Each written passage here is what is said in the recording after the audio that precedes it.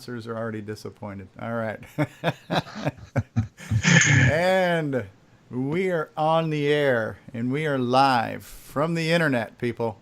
And we are here for the latest episode of CoCo Talk. This is CoCo Talk, lucky number 13.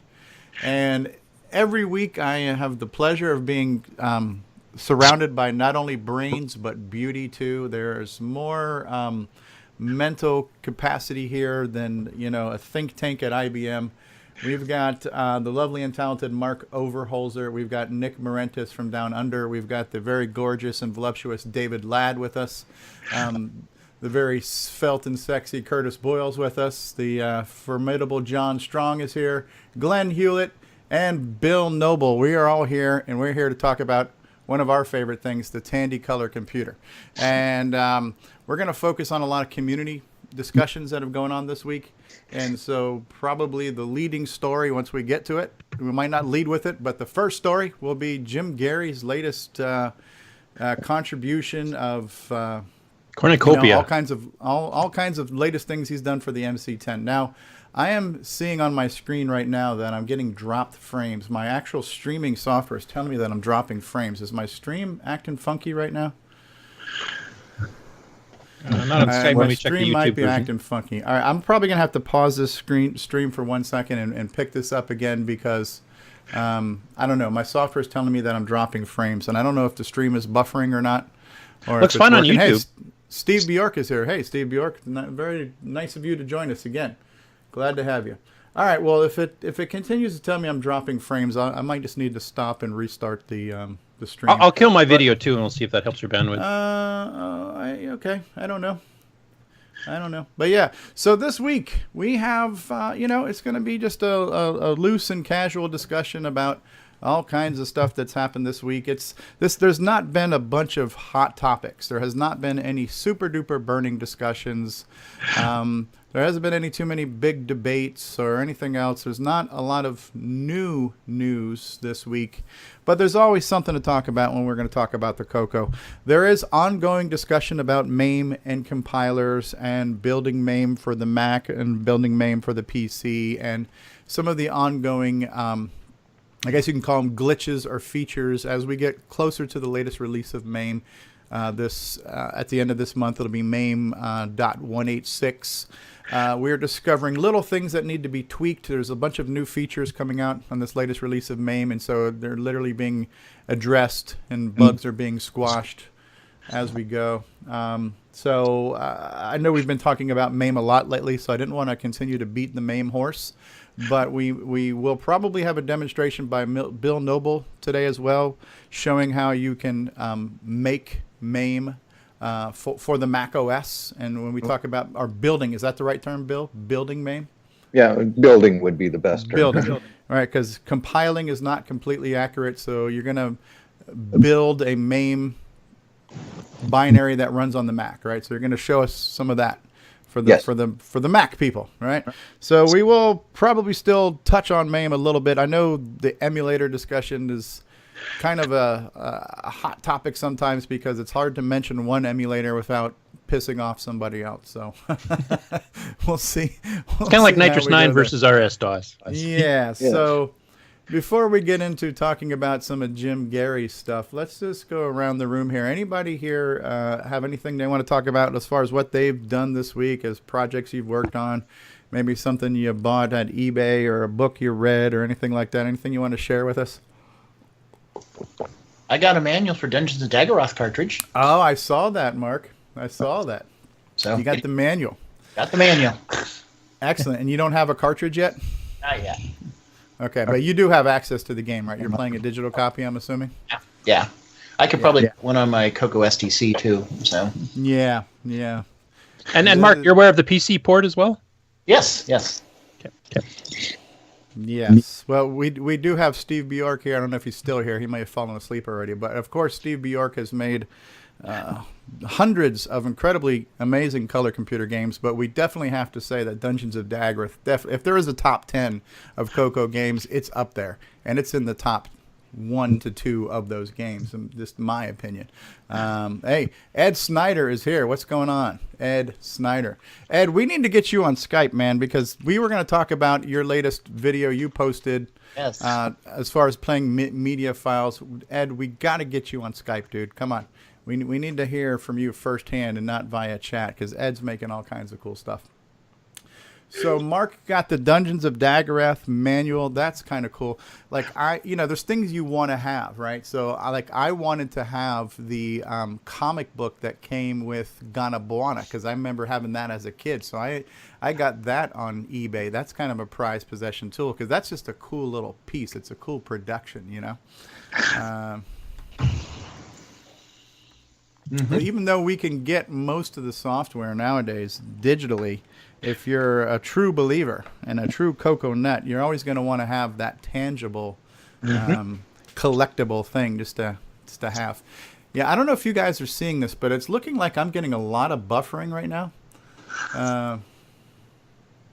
Is it just me? It might be just you. I'm watching the live stream here, and it doesn't seem to be stuttering or anything. No issues for you guys? Okay, that's good. Aside from hearing you talk, but that's always a problem. So yeah. Who else has got something to happen this week they want to share with us? I don't know. Maybe a slight change in my PS2 mouse adapter. Let's hear it. I changed the design from using a pulse width modulation to using a DAC, which Jim Brain suggested a specific chip, and I tried it out, and it seems to be working out pretty well. So, still got more testing to do once I get the PCBs in, but it's looking extremely promising. Very cool, very cool. I'm going to stop the stream for just a second here, because I continue to get these messages. I'm going to lower my resolution, so bear with me 1 second. If you guys are watching, don't. All right, well, we are back.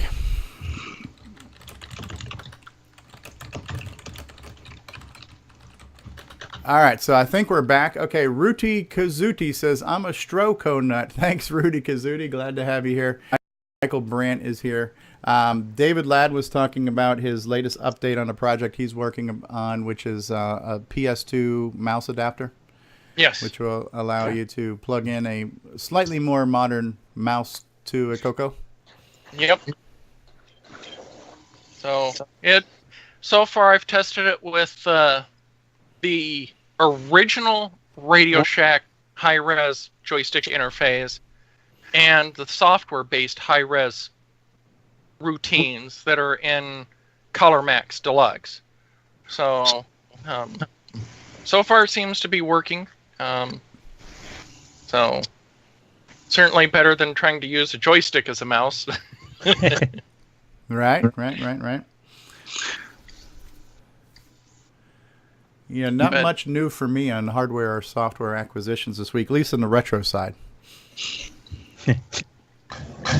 Yeah, I haven't done too much work on the CoCo. I've been busy with work, but I mean, I can mention a couple minor things, like Wayne Campbell, I guess, got most of the bugs out of his Basic 9 Run B decompiler.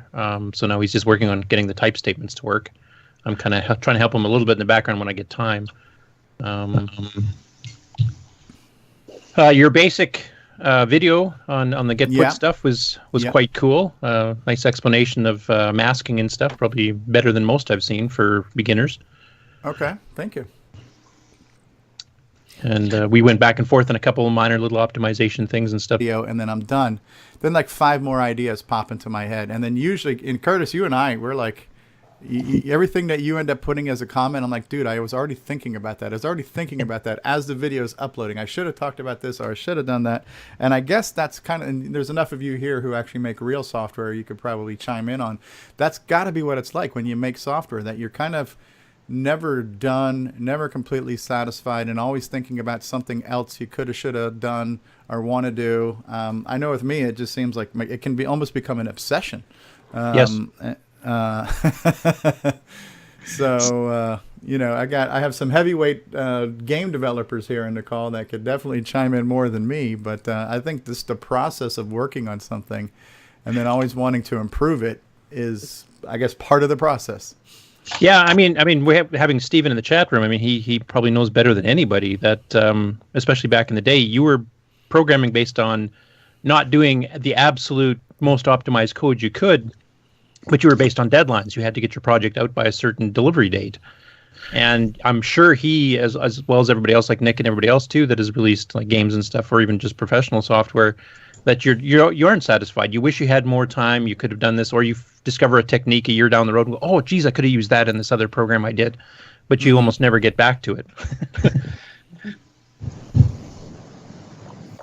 Okay, Barry Marks just joined us. He said, BASIC is programming. I was a system programmer for 35 years in assembly, COBOL, C, and BASIC for hobby stuff. It's all programming. Okay, thanks, Barry. All right, so I think the process of writing software and thinking up logic and doing that, I think that process is probably, there's a commonality to that process of the mental creation and the physical typing in of the programs. So I guess that part's similar. It's just the languages and what the languages allow you to do is what makes the differences. Yeah. And the original BASIC, as that one documentary that did the history of the early part, I mean, it was created at a university basically to encourage non-computer science students to try to learn a bit of programming. They tried to make it as easy as possible, and it was quite successful. They got in some, I can't remember what it was. There was like people taking commerce or something like that, like not computer related at all. And they actually got functioning programs out of that very first year. They actually created BASIC, and that had never been done before. Basically, you needed to be an engineer to figure out how to program in COBOL, Fortran, assembly, etc. Fortran, basically, BASIC replaced Fortran, the whole compile process and all that. So. Yeah, and also never being satisfied when projects are done. That goes for both hardware too. So. Yeah. Yeah, you always so have Steve something Bjork you want to upgrade. He's possibly able to join the Skype call, so that'd be cool. The only problem is you would have to be a contact of mine for me to do it. So, and then I can add you in. I don't know. Skype is weird. You can't add somebody to an existing call if you're not friends with them. And so, Bill. Yes. What you been working on this week, sir? Oh, this week I've just been actually getting the entire build environment working in MAME again. Since I wasn't able to run any of the OS 9 images, I had to actually rebuild everything with Tim's latest update. Yeah. I think there's a lot of information sharing going on about MAME right now. I think there's been a lot of misunderstandings and miscommunications about how MAME works. Okay, let's see if we can get Mr. Bjork in the call here. How do I add to this call right now? Okay. How do I add? Plus, hold on one second. I'm trying to add you, Mr. Bjork. Okay. Okay, you've been added. Let's see if we can get him in the call right now.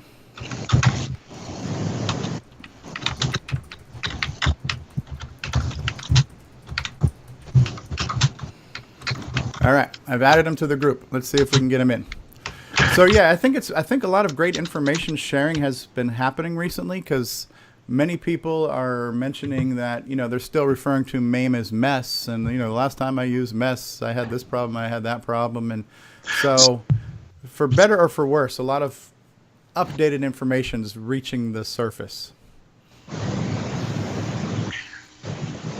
Yeah, I'd also like to mention that there are people that have different torn ideas with different emulators, and from my opinion, you're going to have problems with any emulator. So technically, you can't just blame one or another. It's you just kind of have to go with the flow. Right. And not only is there the nuances of using MAME when it's fully assembled and you're running the fat binary when it's done, there's a process to get MAME assembled in the first place sometimes, depending on the operating system you run, or if you want to create a custom strain of it and things like that. So, Steve Bjork, are you with us? I'm trying to get on. I think my headphone's not set. Ah, well, we hear you. Welcome. Okay. Yeah, welcome, Steve. Long time no see. Welcome. Hey, Steve. Yes. The star power has just reached stellar status at this point. Let's not go in that direction, okay? This has gone from a third-rate show to top-tier entertainment. We're number one. We're number one. Yeah, so hopefully we'll get a chance to... okay, Mike Brandt said the feed stopped. I'm not sure about that. You got to love technology, especially live Skyping, right? Yeah, hopefully we'll get a chance to take a look at that, Bill, and you can share some of that wisdom with us. As David was saying, no emulator is perfect. That's true. Absolutely true. Yeah, and you also got to balance the if you want an emulator that can cover every single base, it's going to be more complex to use. So if you want something easy to use, you generally can't put in everything but the kitchen sink. So depending on what your focus is, one emulator may definitely be better tuned for your needs than somebody else's. Apparently VCC is going to have an update very soon. Yeah, I saw that James and somebody else has been working on some bug fixes, etc. Yeah, hopefully between James and what was that, Walter? Walter was looking at the 6309 instructions part, so hopefully we might get some of the 6309 issues fixed as well with VCC. If VCC could get a couple of things, tweaked and have better artifacting on there, it would be a great kind of one-stop shop for most things. I believe it handles most of our everyday needs for CoCo stuff. Yep. Yeah, I think there's even talk of adding a debugger as well later on. That would be cool. That would be cool. Yes, And obviously the bigger picture is to make it cross-platform as well, so it runs on Mac and everything else. Yeah, it does run with the wine wrapper on Mac right now, though it's less stable than its straight Windows counterpart. Yeah, I love how people will sit here and say, well, yeah, VCC and wine, and want to praise that, which is really high-tech duct tape, and you'll praise VCC wrapped in wine, but want to trash MAME that actually runs natively. So. Now, Steve, were you involved with any of the emulators? No, except for VCC. The guy wanted to call it Bjork. Did he? Yeah. Yeah. Oh, And I told him no way. I took it as an honor, but I wanted him to bring it out there as his own product. And like that. As a favor to him, the reason why it's on the CoCo 4 site, it was just a mirror so that I could take some of the load off of his website. Okay, that's maybe why I thought you were tied in the development of it, because I do remember you were hosting it on your site. Yeah. No, it would have been more connected to me at one time, but I prefer a little bit of anonymity once in a while.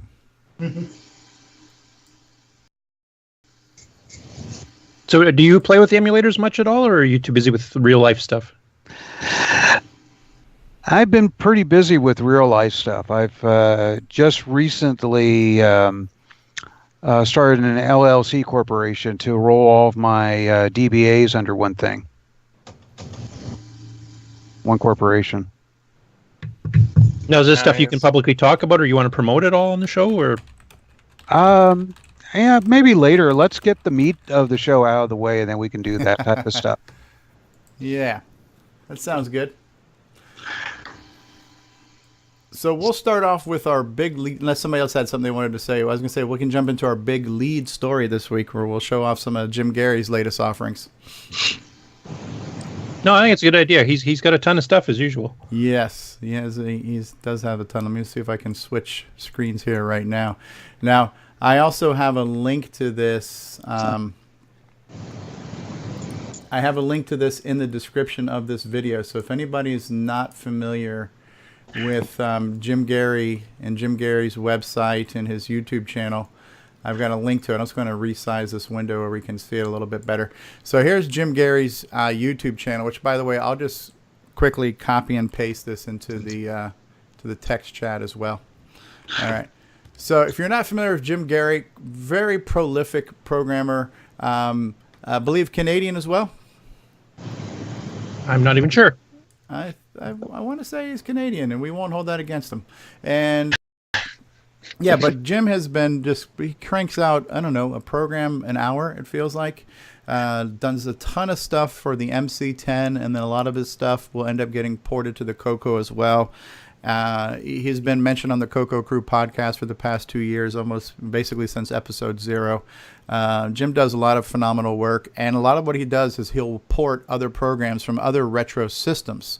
And so it might be an obscure program that appeared on a ZX Spectrum or something else, and then we get the MC10 version. And if you're not familiar with the MC10, it is the kid brother of the CoCo with an even crappier keyboard and more hardware restrictions on it. And so the fact that he can do all this stuff, and mostly in BASIC too, is incredibly impressive, and extremely prolific guy.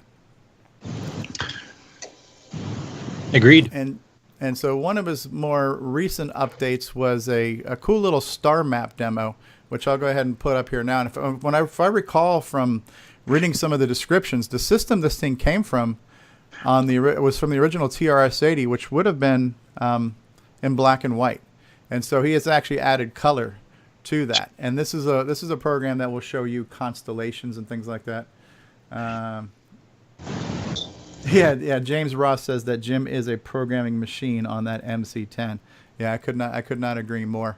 And it's even more impressive because he has to type them all in using that keyboard, unless he's using the emulator all the time. Well, what we're watching now, at least for the video, it looks like the video is running in an emulator. But I remember programs like this. I remember for me as a kid, these were not terribly interesting, but there were some of these constellation programs that were out there. I remember a biorhythms program for the CoCo. Anybody remember that one? There was a few of them, actually. Yeah. A couple commercial ones, and then a few in the magazines as well. And if I'm not mistaken, there might have even been a hurricane tracker at one time. And being in Florida, that was kind of interesting for us. But yeah, this will display a star map. This one you can then choose to view a particular constellation. And you know, the MC10, due to the limited RAM it had, did not have access to most of the higher resolution graphics modes. So most of the stuff here is like your semi-graphics 4, like your normal reset screens here. But this was originally done in monochrome on the TRS-80, so the fact that he's actually broken it into color is kind of cool too. Showing the moon's phase. Look at the resolution on that moon too. So yeah, cool little program. There's a few more in here. I'll skip through some of them here. Some of his stuff has music, so you'll hear the music from his videos now. Did I just fast forward through Star Map again? Okay. Monster Maze. This one I thought was kind of interesting. I'm not sure that there's a way out of this maze, but it generated a really cool maze. And then you can kind of move around and navigate this maze. So right now we're watching it just kind of create the maze. And one of these days I'm going to actually look at his code and see how he did this, because this is all in BASIC. And now we have a little inverted star that we can use to run around. Now I'm not sure if this is being done manually or if the software is trying to find its way out of the maze. If this is the software trying to figure out the maze, it's actually really impressive.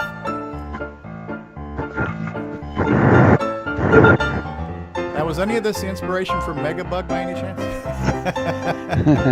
All we need now is wee gotcha. That's really cool though.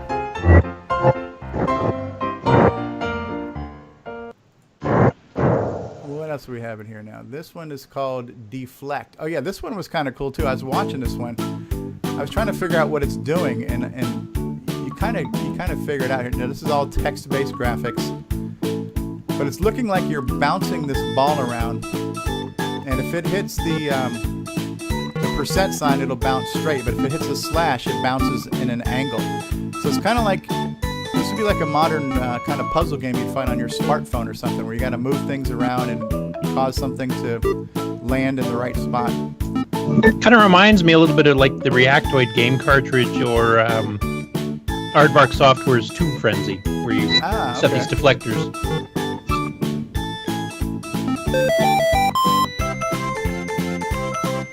So they're just cute little games too. And they've got to all fit, and I'm assuming a lot of these are fitting in the 4K. Okay, Arabian Rhapsody. I have even no idea what this is. But he's got great music to his videos here too. You are the Alibaba collecting treasure from a secret cave. This is the vicious thief who's trying to stop you. Oh, this almost looks like a Sudoku type game here.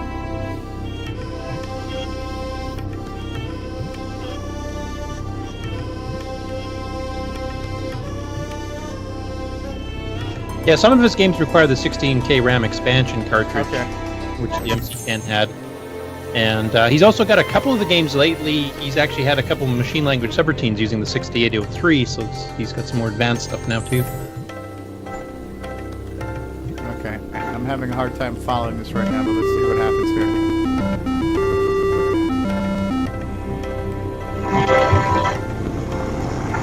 I guess every time you move, the bad guy moves too, and this is...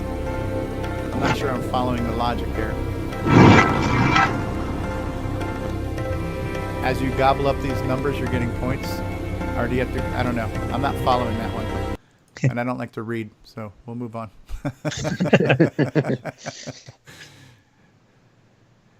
But the amount of programs this guy has cranked out is absolutely... This reminds me of games I've made as a kid, too. The little... Just moving the little tiny pixel around. Yeah. Very cool. The old He had one set and racing reset. game. It was based on an old arcade game. I think that's one had some assembly language routines to scroll the screen around. Pretty good, especially for a low-res game. I don't remember the name of it. Yeah. That was the fastest way to scroll, was to scroll the text screen. You know, so I did similar things like that too. Is just you print and the screen scrolls up. So if you want to make a driving game that scrolls from the bottom to the top, it was easy to do. Oh, happy Mother's Day!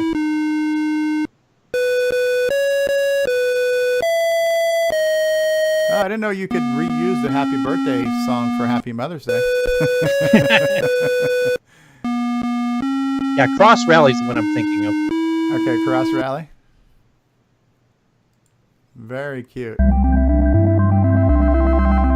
I probably should be reading the descriptions on these, but let's see. Okay, Galaxy Adventure.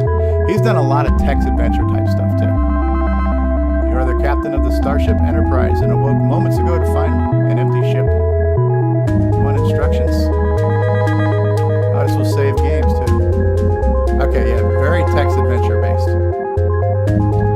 There was one he did a while back that was like a 10-line based text adventure too. It was like really short.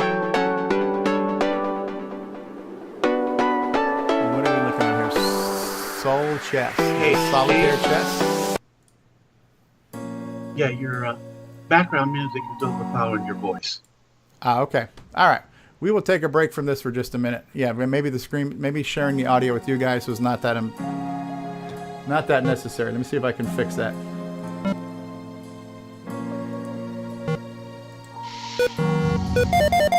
Okay, I just cut off the system sound. All right, yeah, this almost looks like a kind of a cool battleship thing, but there's just so many of these, right? And it's almost impossible to keep up with what Jim Gerrie's doing on the MC10 front. It's just like, it feels like he's cranking out a program a day. It's definitely an inspiration to anybody who wants to make some software. That was cool stuff.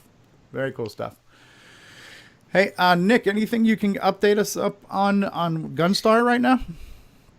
Not a lot. I am working on another routine. I won't say what it is just yet, but it's still incomplete. So you'll hear about it at the next blog, I guess. Okay.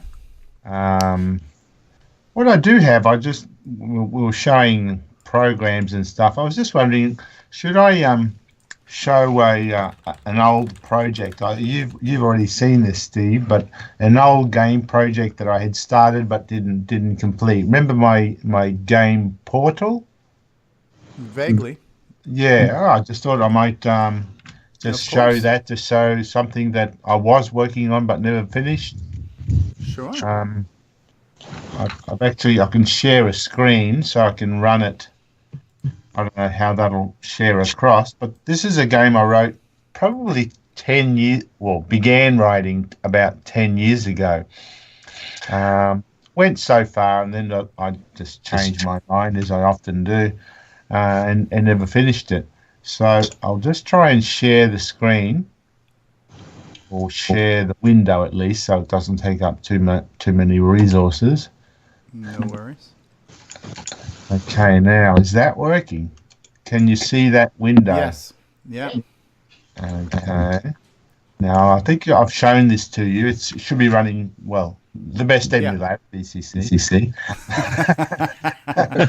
Might as well throw that in. It might inspire us for a discussion later on. So I'll just run, what do I call it? It's been so long. Oh yeah, Portal.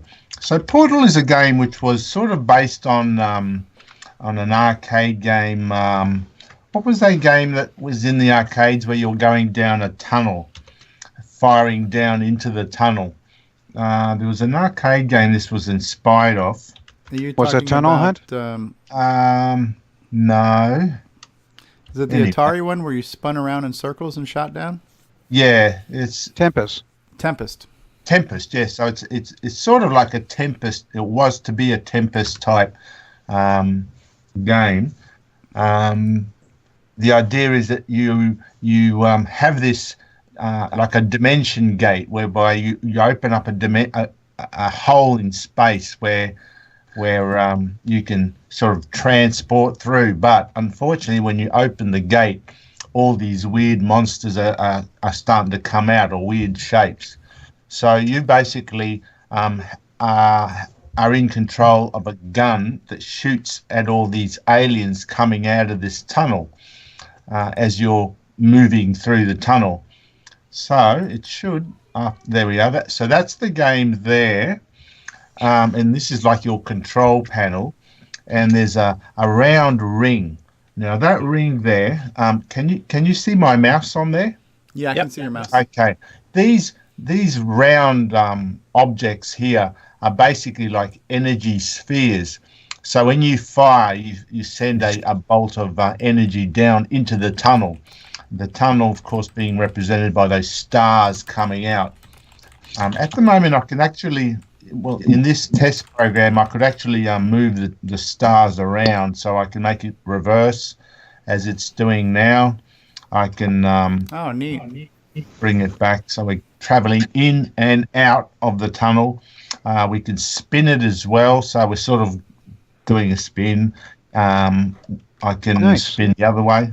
So that was where I actually ended up. I didn't really finish beyond this. Now the round ring is a gun whereby you shoot, and you can spin that ring to position your energy spheres so that you can aim and hit objects as they're coming out. And as you spin it, it spins the whole thing around. I don't know if that's coming through on the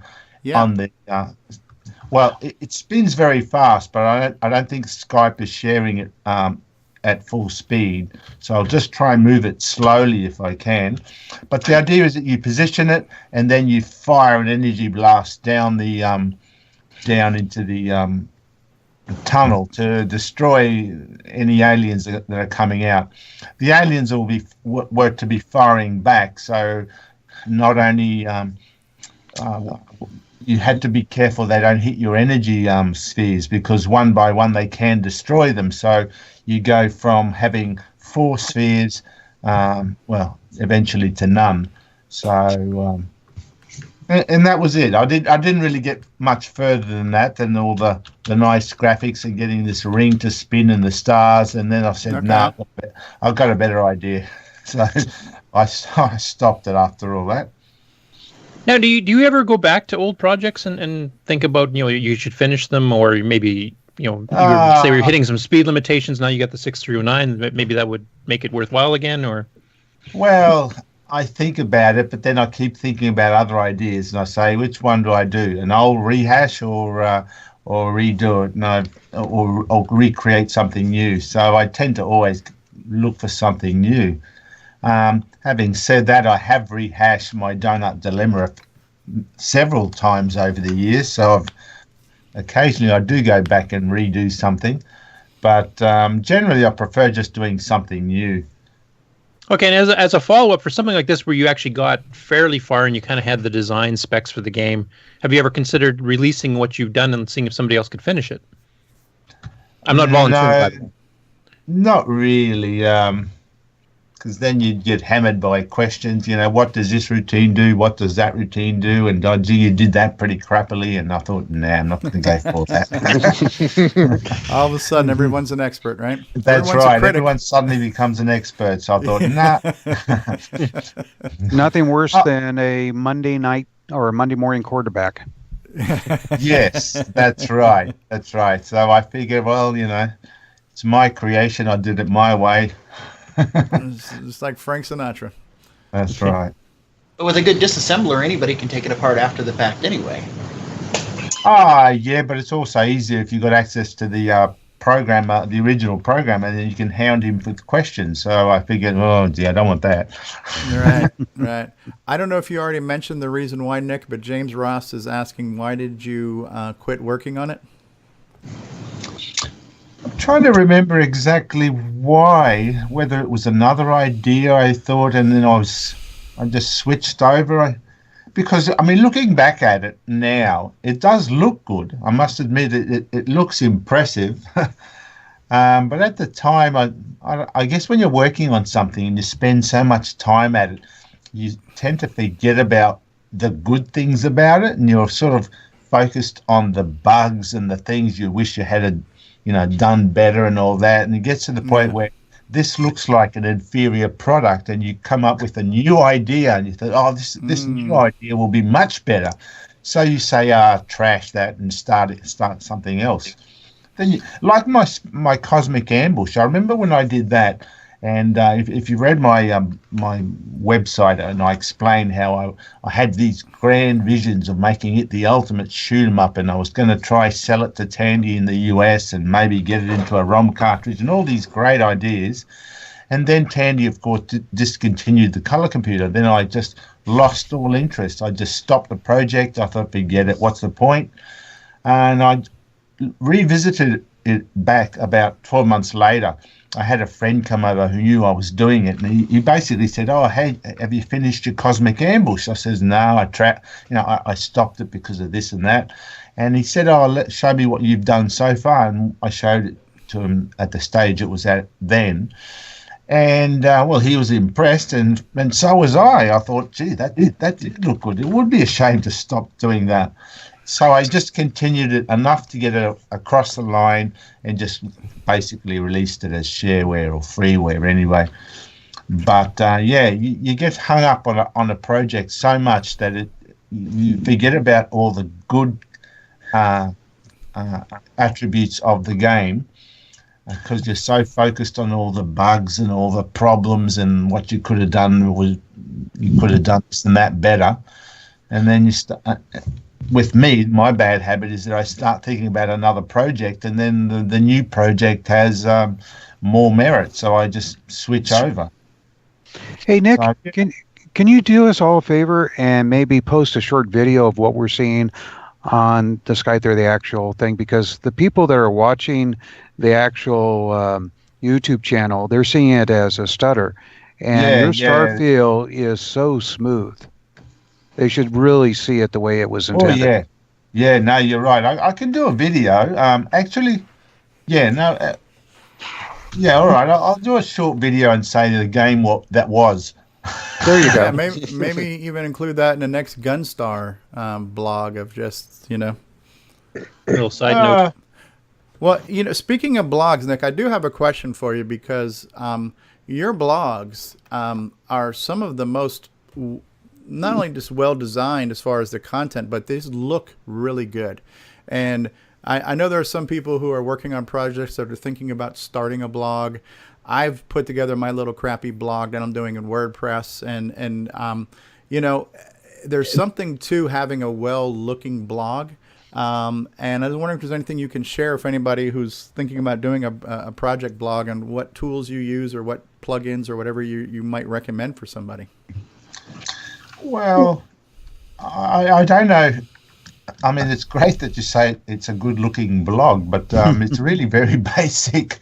I'm not really much of a HTML or web design person at all. I just use some freeware program called Composer, spelt with a K. It's just some freebie I found, and it's a very what you see is what you get type editor, and that's all I used, and I just put it together fairly simplistically. Really, I don't use any fancy HTML stuff at all. I mean, so you're running a local editor on your computer, and you yeah, design it's your just page, a local and then editor. okay. Yeah. So I think most blog sites you do all your WYSIWYG stuff within the web form itself, and I find some of those very restrictive on formatting and just kind of some of the cosmetic touches that you can do. Like WordPress is user friendly, but it's feature poor. You know. Yeah, I don't know if mine is all that feature rich either. It doesn't really well, I don't know how to make it do anything more than what you've seen in the blog. It's very plain, really. I think what's more important is quite well. Yeah, I think what's most important about a blog or whatever, or any website really, is just laying out the website so it's at least logical and clear and easy to find the information. I mean, I put a lot of emphasis on the content of the web page and what I'm trying to show, what I'm trying to say, and I just think about, you know, making sure it's very clear, very easy for people to read, to navigate through the page. Otherwise, as far as the razzle-dazzle, I don't think the website's all that great. Steve Bjork can do much better websites, of course, than mine, but I keep it very simple as much as I know. Well, the secret there is you write your own content management system. Yeah, that's if right. you need a feature, you could just add it to your code. Yeah, no, that's right. The only problem is, of course, I don't know anything more about programming beyond the CoCo. So I gave up trying to count how many languages I know. The C3PO. I am fluent in 6 million forms of communication. Now, it looks really impressive, though. It does. And I do see here that, the Skype is not doing it justice. No, or the it's YouTube not stream is the not doing it justice. Yeah. The spin is quite fast, but, you don't see it on the Skype. If I move it up one bit at a time, you can see it actually does have a few more frames that are missing on the final video, because it spins very fast. Yeah, it does.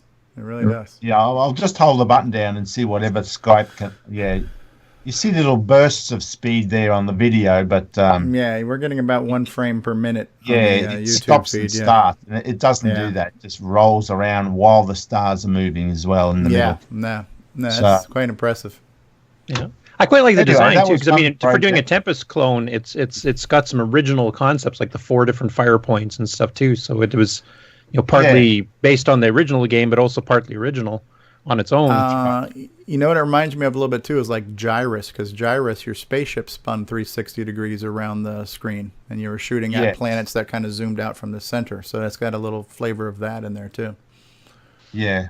Yeah, and we never really had too many. I think we only had one Tempest clone that I know of on the CoCo, and that was actually a semi-graphics one from Computerware, Storm, right? Yeah. Well, there's some definite things in the gameplay.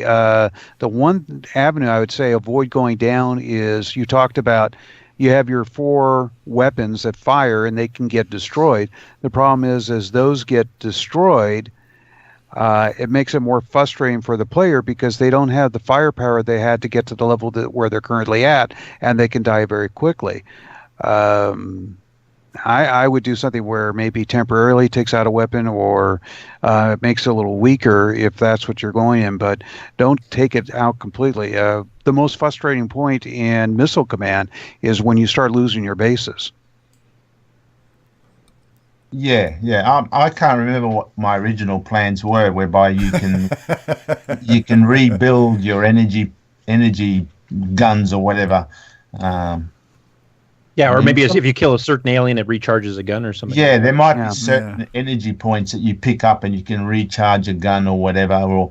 Or was it that I had many lives? So even if you lost them all, you just switch to another life. So you might have 9 lives. So the game would. I can't remember what my plans were, and honestly, I may not have had a plan. Because a lot of these games, you sort of come up with a base plan, a base idea, and you start putting it together, and you think, okay, we'll see how it evolves from there. What works, and then where can I take? What's the next logical thing to throw in? So, like Steve says, I might have put the four guns up there and found, oh, geez, it's getting pretty bad when you lose the guns. What can I add in now? So you sort of work it out as you go until you finally get something that's reasonable at the end of it all. Popstar Pilot was the same. Oh, even Cosmic Ambush, because you get your power-ups, your weapon gets more and more powerful, and then if you get hit, it goes back down, but you can still fire more power-ups and get it back up again. Yeah, you can always build it up. So part of the game strategy is maintaining your weapon supply as well. Yeah, like I said, Popstar Pilot wasn't planned either. I just knew I wanted something with a scrolling background, and it had to, a plane buzzing around shooting at things. Exactly what the game was going to be, well, I never planned that. I just thought, let's just jump in and whatever comes out. I'll build it as I go. And the thing is, that's good and bad. But I mean, it's bad because you get to a point whereby you look at the game and thought, if I actually gave this some thought early on, I could have done this and that and made the game even better. You sort of take the road and wherever it leads you. Whereas if you had planned it earlier, you could have taken another road and the game would have been something different. But that's how I am, a bit chaotic, sort of. And Steve, I was going to ask, like when you were doing original games as opposed to ports, where you kind of have everything laid out for you as to what it's supposed to do. Which method did you use? Did you pre-plan the whole thing ahead of time, or did you kind of wing it like Nick did and kind of adapt as you went? Well, because of time restraints, a lot of it had to be designed in the beginning phases. We had, in the beginning, I was the artist, the programmer, the game designer, and everything else. So later in life, you had other things, other people coming in and doing that. I think the first person I ever had working on one of my games was some sort of music designer, a composer, putting this stuff together. But when you are the only person developing it, you get an idea in your mind about where you want to go. Obviously, if things don't work out in the game design, you have to be flexible and move back and forth. Let's see. I had a conversation with Marty Goodman not long after he was trying to basically show people how to pirate Zaxxon. And that's a story for another day. But anyways, one thing he always liked about my games is he says that I back off. Obviously, you're playing the game and you get to a certain point in the game where it's just becoming too hard and you die. And that my games would always kind of have, okay, you died. I will back off the difficulty just a little bit to give you a chance to kind of get your rhythm going again and build up what you need, and then you can continue moving through the obstacles that you couldn't move through before.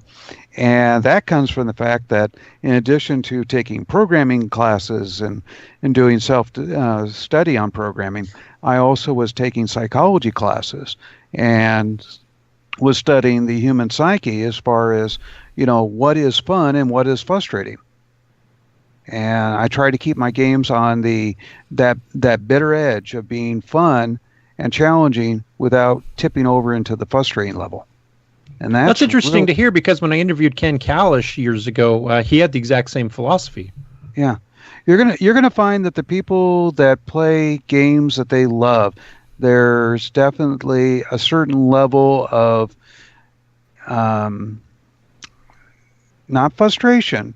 It's you're getting a reward system because you're able to get to a point that you weren't able to get before. You were able to climb a mountain that you could never climb before. You got up there, you succeeded. There's the dopamine that gets ejected into your body to make you feel good. So that's what we're shooting for. These days, I really hate a lot of the game designers because they're controlled by the marketing department and accounting, because they want it. Well, perfect case is Angry Birds. They have levels in there that are just so frustrating. You're not going to be able to get by them unless you pay that buck to have that super eagle to bust through the level. Where's the challenge in that? That's the whole financial model, basically.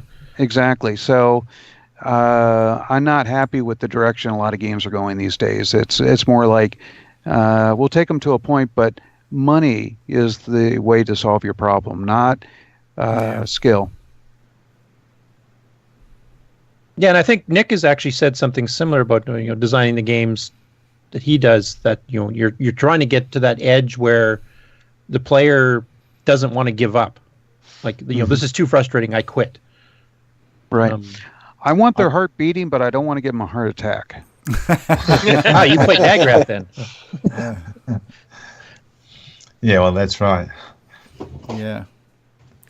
And it's interesting you mentioned that you actually program your games so that you would back off the difficulty after you die. I'd never really thought of that, but that actually makes a lot of sense.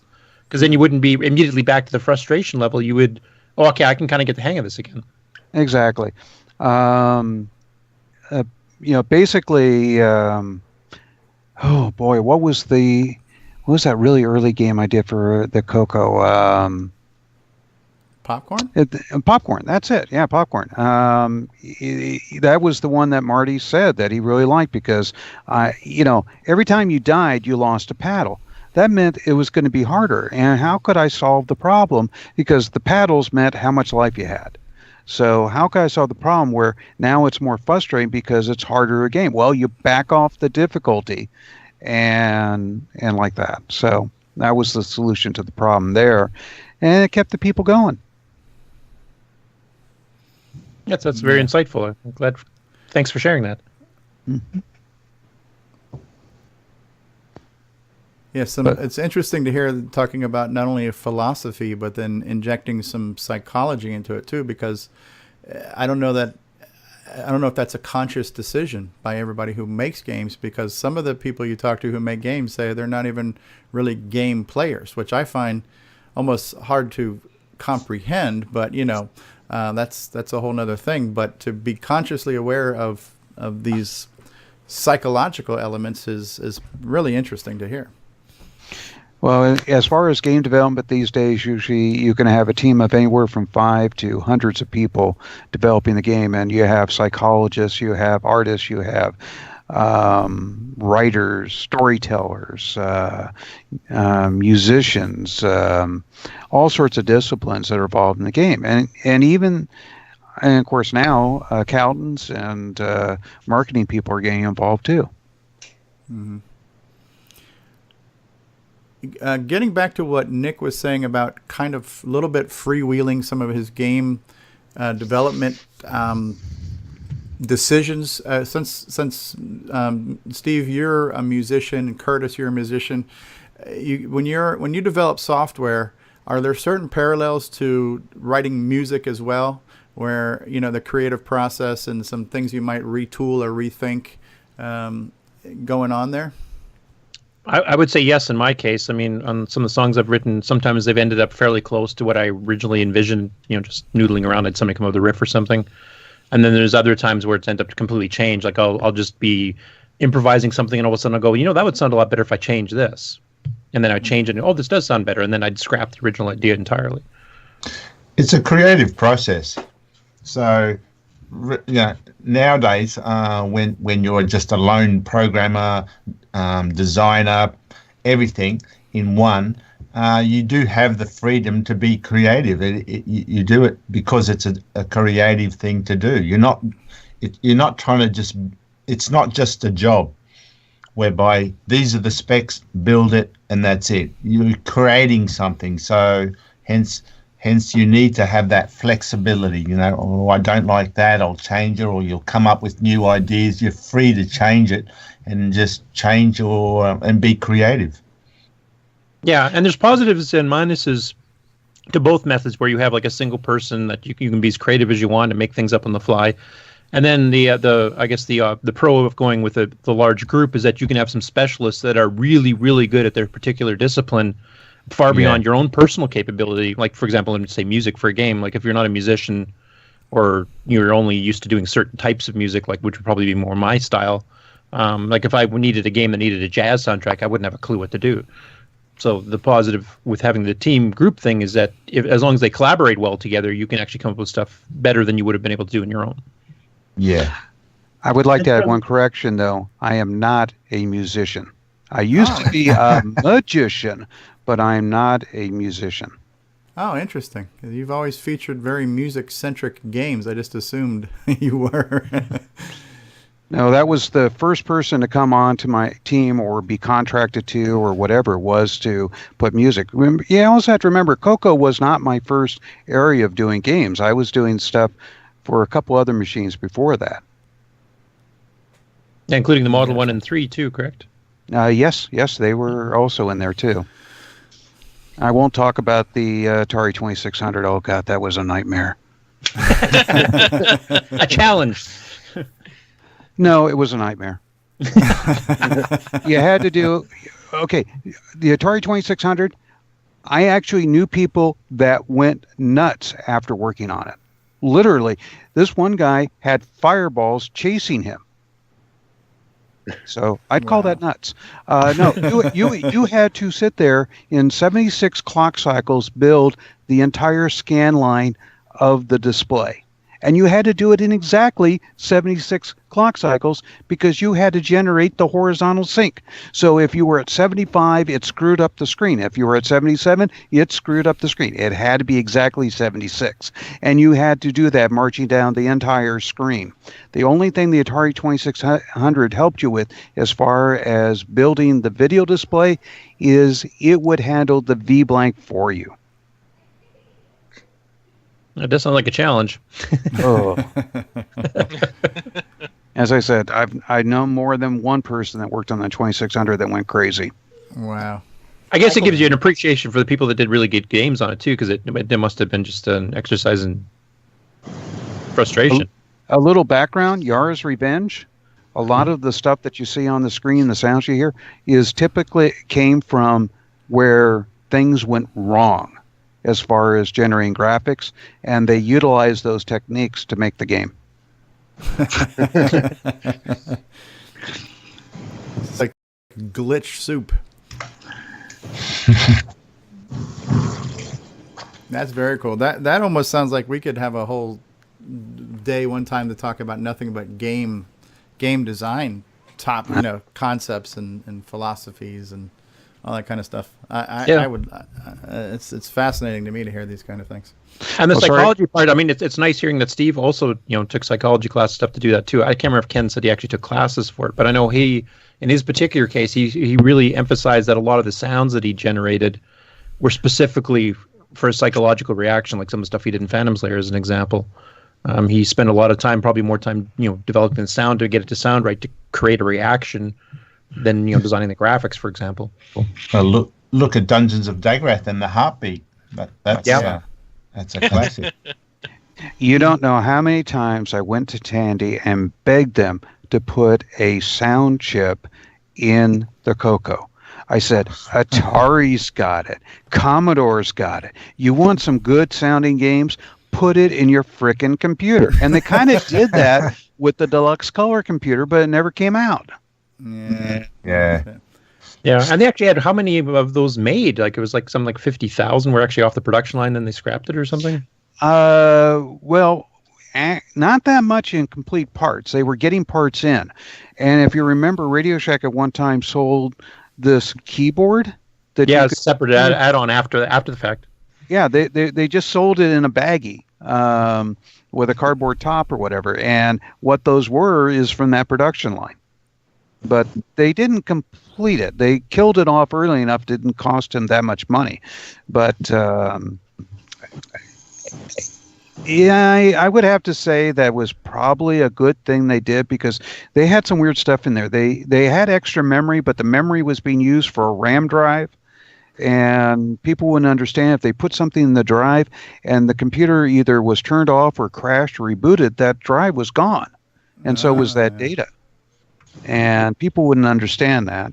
And then there was the only enhancement to the graphics was the fact that you could shift the color. So you would still have 4 color modes, but instead of, like, let's say red, yellow, let's see, what was that? Red, yellow, green, whatever blue, that green, green and blue, yeah. You could have purple, turquoise, and like that. They just shifted the phase on the color clock. By the way, this shifting of the phase of the color clock didn't work outside the U.S. Anything that wasn't NTSC, which led to another reason why the machine was canceled. Yeah. Yes. Shockmaster here, what, two weeks ago, was saying he can actually do that on a Color Computer 1, NTSC Color Computer 1, with the existing CoCo. He could actually get something like 16 colors by changing the phase. Mm-hmm. Like yeah, you but said. very tight timing loops from what I remember he telling very talking tight about. timing loops, yeah. You couldn't do it for an arcade game. You might be able to do it for a graphic adventure or something. I assume that what Steve's saying about doing it in the deluxe CoCo, they must have added some extra functionality so that you could do it. I don't know. Well, you can do it by scan line by scan line. You could do it for the entire screen. Of course, if you want to sit there on the timing and flip the thing like you do so much on so many CoCo stuff, yeah, you could do it then. But it was never designed. Oh, did I ever say the other thing I wanted thrown in was the display list from the Atari 400, 800 computer systems. Yep. Oh. Hey, look, I program on other machines. I looked at it. The only advantage the CoCo had is we had a flat bitmap graphic system. So if we wanted to change a pixel, it was pretty easy to change the pixel. Other machines were a little bit more complicated. That and the 6809, I think, versus, say, a 6502. Oh, God. Oh, God. That was one of the things that also drew me nuts on the Atari 2600 was a 6502 processor. Yeah, with just 8-bit registers, and if you want to do a long branch, you have to do double branch or self-modify code. Or So, Steve, self-modifying code. Steve, with the Color Computer 3 hardware design, what's the one or two things that you felt they fell short on the design, that something that you would have wished they had have included in the CoCo 3, which they didn't? Well, before I answer anything, I posted one message in the CoCo Facebook page where I said, you have to remember when they're developing the Color Computer 3, the goal as far as the marketing and the management side and like that was concerned is the Color Computer 3 had to cost less to manufacture than at that time the current CoCo 2. And that was going to be the trick. You know, how do you add more memory, give it more graphics capability, and yet make it cheaper to manufacture in your current model? And they managed to do it. It actually was a less expensive machine. Not by much, but it was less expensive. And they were able to charge more. So marketing was very happy. Accounting was very happy with the fact that the profit margin was so much better on that machine. But what I would have wanted, I would have definitely wanted a better sound chip. I would have wanted something along the lines of you know how you got a text mode, and which is basically nothing more than character graphics. I would have wanted like what you have on Atari, what you got on Commodore, Most of the video games that you see out there, the arcade video games, Programmable characters? Is that what you mean? They're programmable characters. That's exactly what they are. Zaxxon, it had a bitmap for the background. So when you're flying over the fortress was a bitmap graphic system. The ship, the things that you shot, they were all characters. They were scrolling character field. And what you did is you had nothing but blank characters up, and when you need to change something in the graphic system, you looked at the characters that were affected, you pulled them out, you made a special set of characters that were like miniature bitmaps, and you drew your image into that. And believe it or not, you're updating not that much memory, and you're able to move things a lot faster because you've got the character scrolling screen built into the hardware. So, yeah, I was really jealous of things like the Commodore and the Atari for having those modes because there's so much more I could have done with the machine as far as doing fast graphics. Yeah. So now Steve. Go ahead, Nick. Sorry, I was just about to say the sound chip certainly does seem to be the number one criticism of the color computer as far as gamers are concerned. That's one thing that Tandy should have put in. It's always the sound chip, the lack of a sound chip. Yeah. Yeah. Well, the programmable timer that they put in was to appease me, because with the programmable timer, I could generate sounds, I could have background dialogue, I could do a lot of things with that programmable timer. And that was to appease me, and the other people kept screaming for, we want a sound chip. Yeah. The timer is certainly very good. I do use that a fair bit, but there's still limits to what you can do. You can't beat having a real sound chip to have, say, a background tune playing while you've got your while Zaxxon's playing, for example. Well, that's the reason why quite a few of the CoCo games I wrote for Tandy did use the Speech Sound Pack's sound capability. Yeah, that's right. You being pretty well the only one who did. Well, you come up with the routines are able to be reused from time to time again, so you throw it in, and 1% of the people actually may have a multi-pack with the cartridge and the sound pack could actually use it. Right. Yeah. Yeah, and to be honest, you're the only one who really used the sound part, like for the music part more so. A lot of people did voice. A lot of the third-party stuff would talk, during an adventure game or something like that, but you're the only one who actually really used the sound chip to any extent. Well, I like the sound chip because it was the same one that was used in, let's see. Tandy 1000? No, Vectrex. Oh, yes, yeah. Ah. Can you shed any light onto the difficulty or lack of difficulty to program for that? Because there's been this ongoing discussion about that cartridge being difficult to program, having to go through the PIC and being restrictive or having latency involved with it. And since you're pretty much the only one who's really done any music with this, can you really, give us the straight dope on that?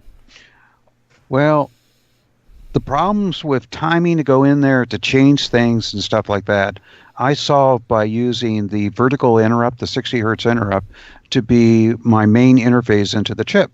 Because I would create a buffer that a first in, first out buffer that would have the commands, and then that command would be fed in once every 60th of a second, which was sufficient for what I was working on. I'd be no more than a 30th second behind if I had to do two commands, and I was able to change the tones as needed.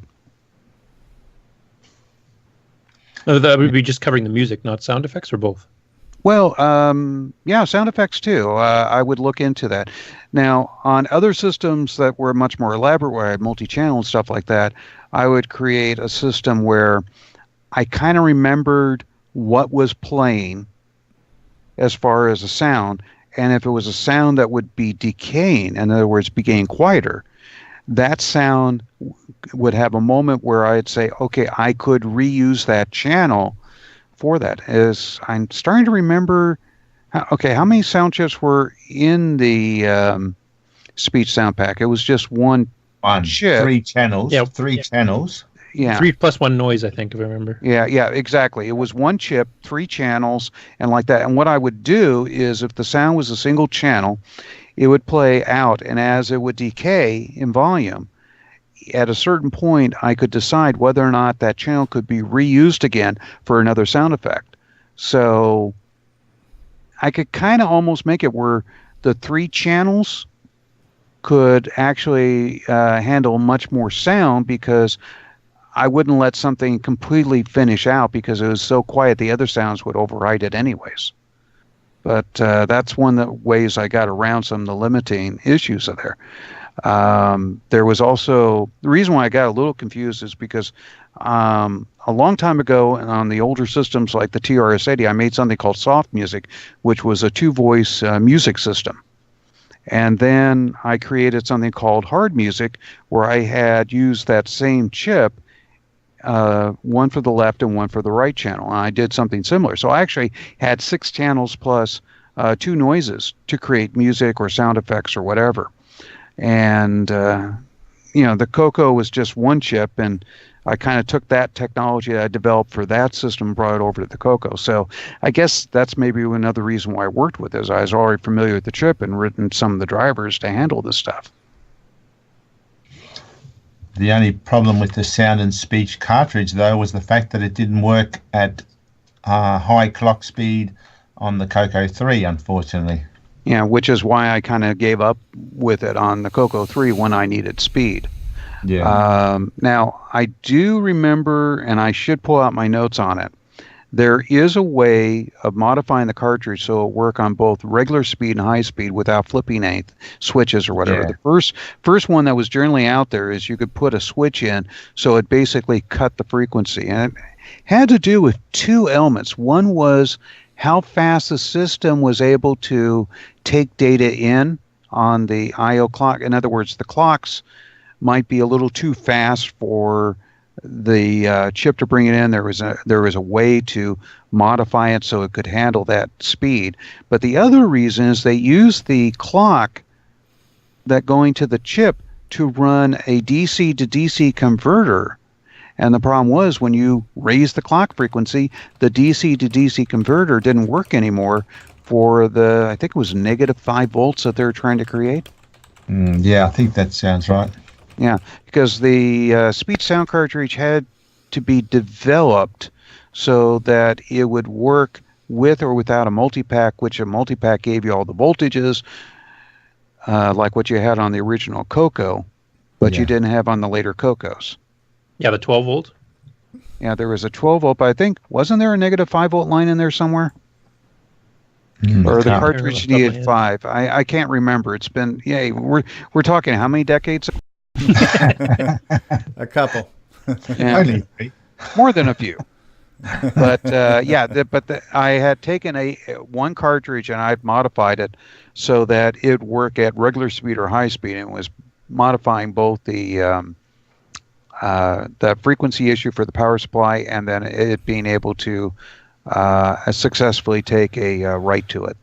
Yeah. Now, did you try to sell that concept back to Tandy, that they could do a revised sound speech that would work on both the old hardware and the new hardware? We're getting close to the end of the CoCo, and Tandy, by the time that the CoCo 3 came out, they weren't that interested in the cartridge.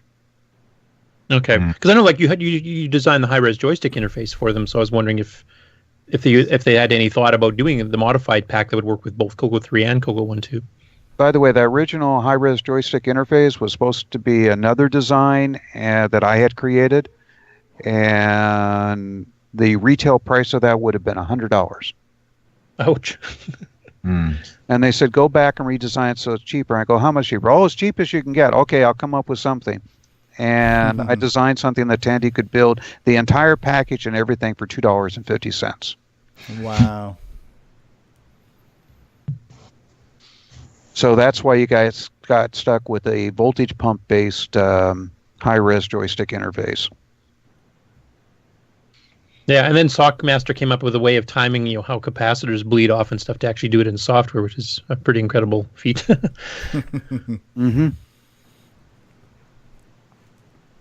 Amazing.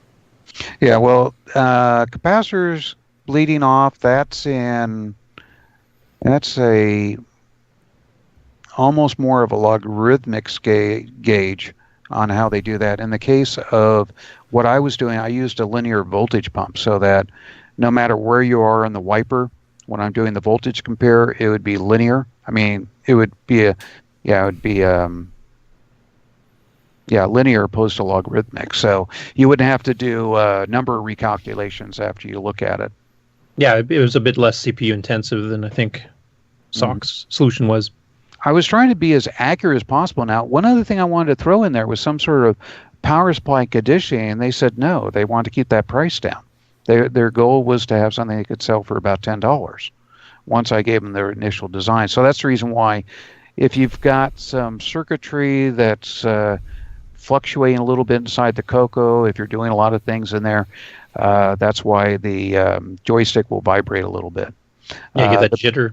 Yeah, the best way to get rid of the jitter is to do the read on a 60 hertz, because you also have noise in the environment, which is coming from your old CRT, and your CRT generated the same amount of noise on the V-blank. So if you took it during the V-blank, you had the same interference. Okay. And cut down the jitter. Now, since we've got you on, and you actually were part of the the original pre-release versions of the CoCo 3, and we've seen some of the original spec sheets that Microware had received, like the very first versions of the CoCo 3 internal design were supposed to have that, I can't remember what the name of it was, that whole Motorola 4096 color multi-board thing that they had prototyped, and of course that ended up being too expensive. But I was wondering, did you have any input, or did you see any of those early designs when they had like the full 256 color mode that we talked about on Facebook and all that kind of stuff that Mark was mentioning? Yeah, that's the thing is, I saw some stuff, but they really kept it quiet from us programmers that were developing games, because they knew we would want things in there that would raise the price. So they basically, like I was screaming bloody murder for that sound chip and going, "You're putting it in the deluxe. Let's put it in the CoCo 3." And they go, "We can't do it. It's going to cost too much." And as I said, the programmable timer was to appease us. So we got what we got. We got 6-bit color per gun instead of 8. And tell you honest truth, when we looked at video games, we're really not getting that many bits of color more. A typical video game was 8-bit color, not 6-bit. And what you kind of did is blue was the one that was always hardest to tell the difference between the colors, so it would always get the less guns or less. Yeah, you have 3 bits for the other two and 2 bits for the blue. Exactly. So, and here we were getting 6 bits per gun. We should be grateful. But yeah, everybody else was doing 8 bits per gun. So yeah, just the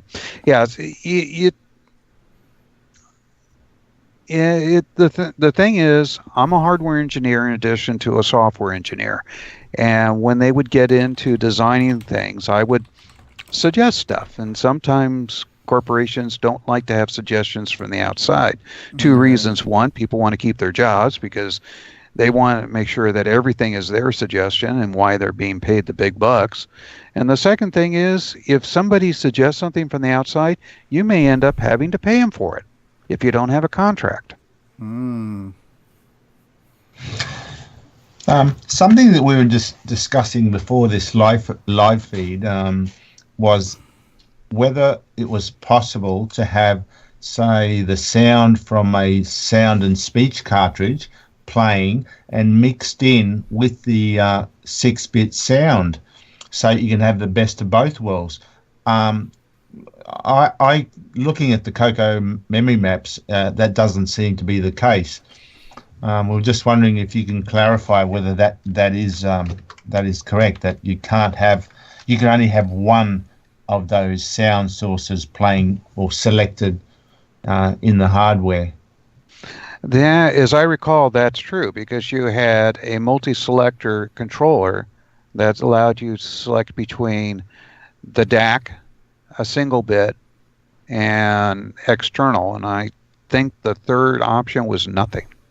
Yeah, it is. The single bit, I think, was mixed in. Like it was outside of that, I think. Just trying to do this off the top of my head here. But yeah, certainly the sound inline from the cartridge and the DAC were separate inputs. You could only have choose one of those inputs, which is a shame because it would have been good to have them be mixed.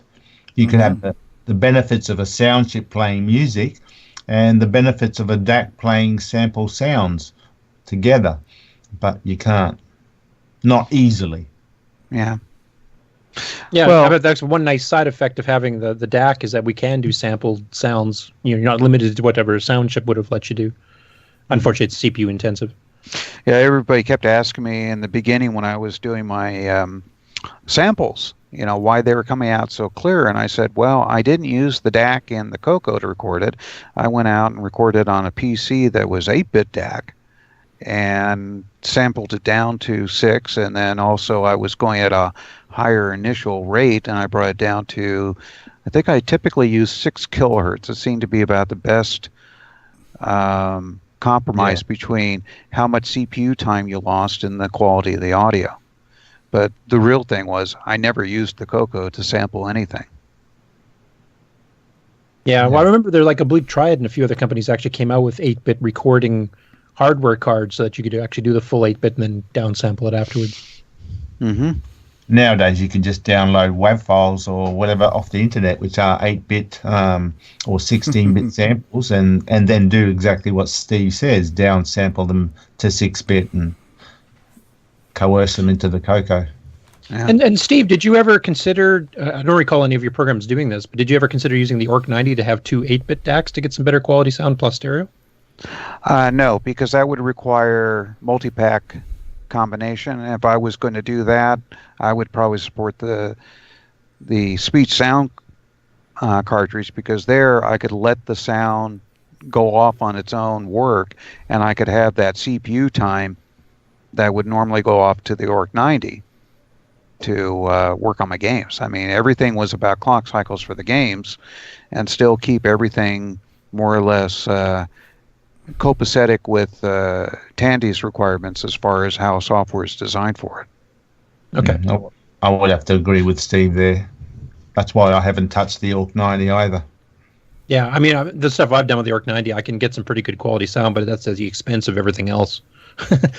Yeah, it's not much over the built-in DAC really, apart from the fact it's 8-bit and 2 channels, I guess.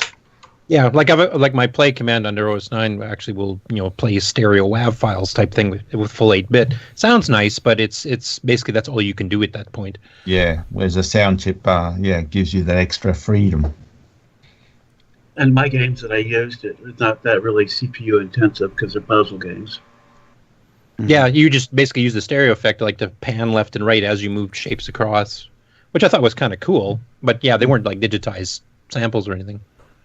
Yeah, so a different situation. So, well, for doing digitized audio and like that, whether it be music or voice or sound or whatever, these days in my projects I work on, I'm putting this little thing called a DF Player Mini into my projects, and I can pick up these guys for about $1.50 each. Put an SD card on it, micro SD card on it, and play literally thousands of files.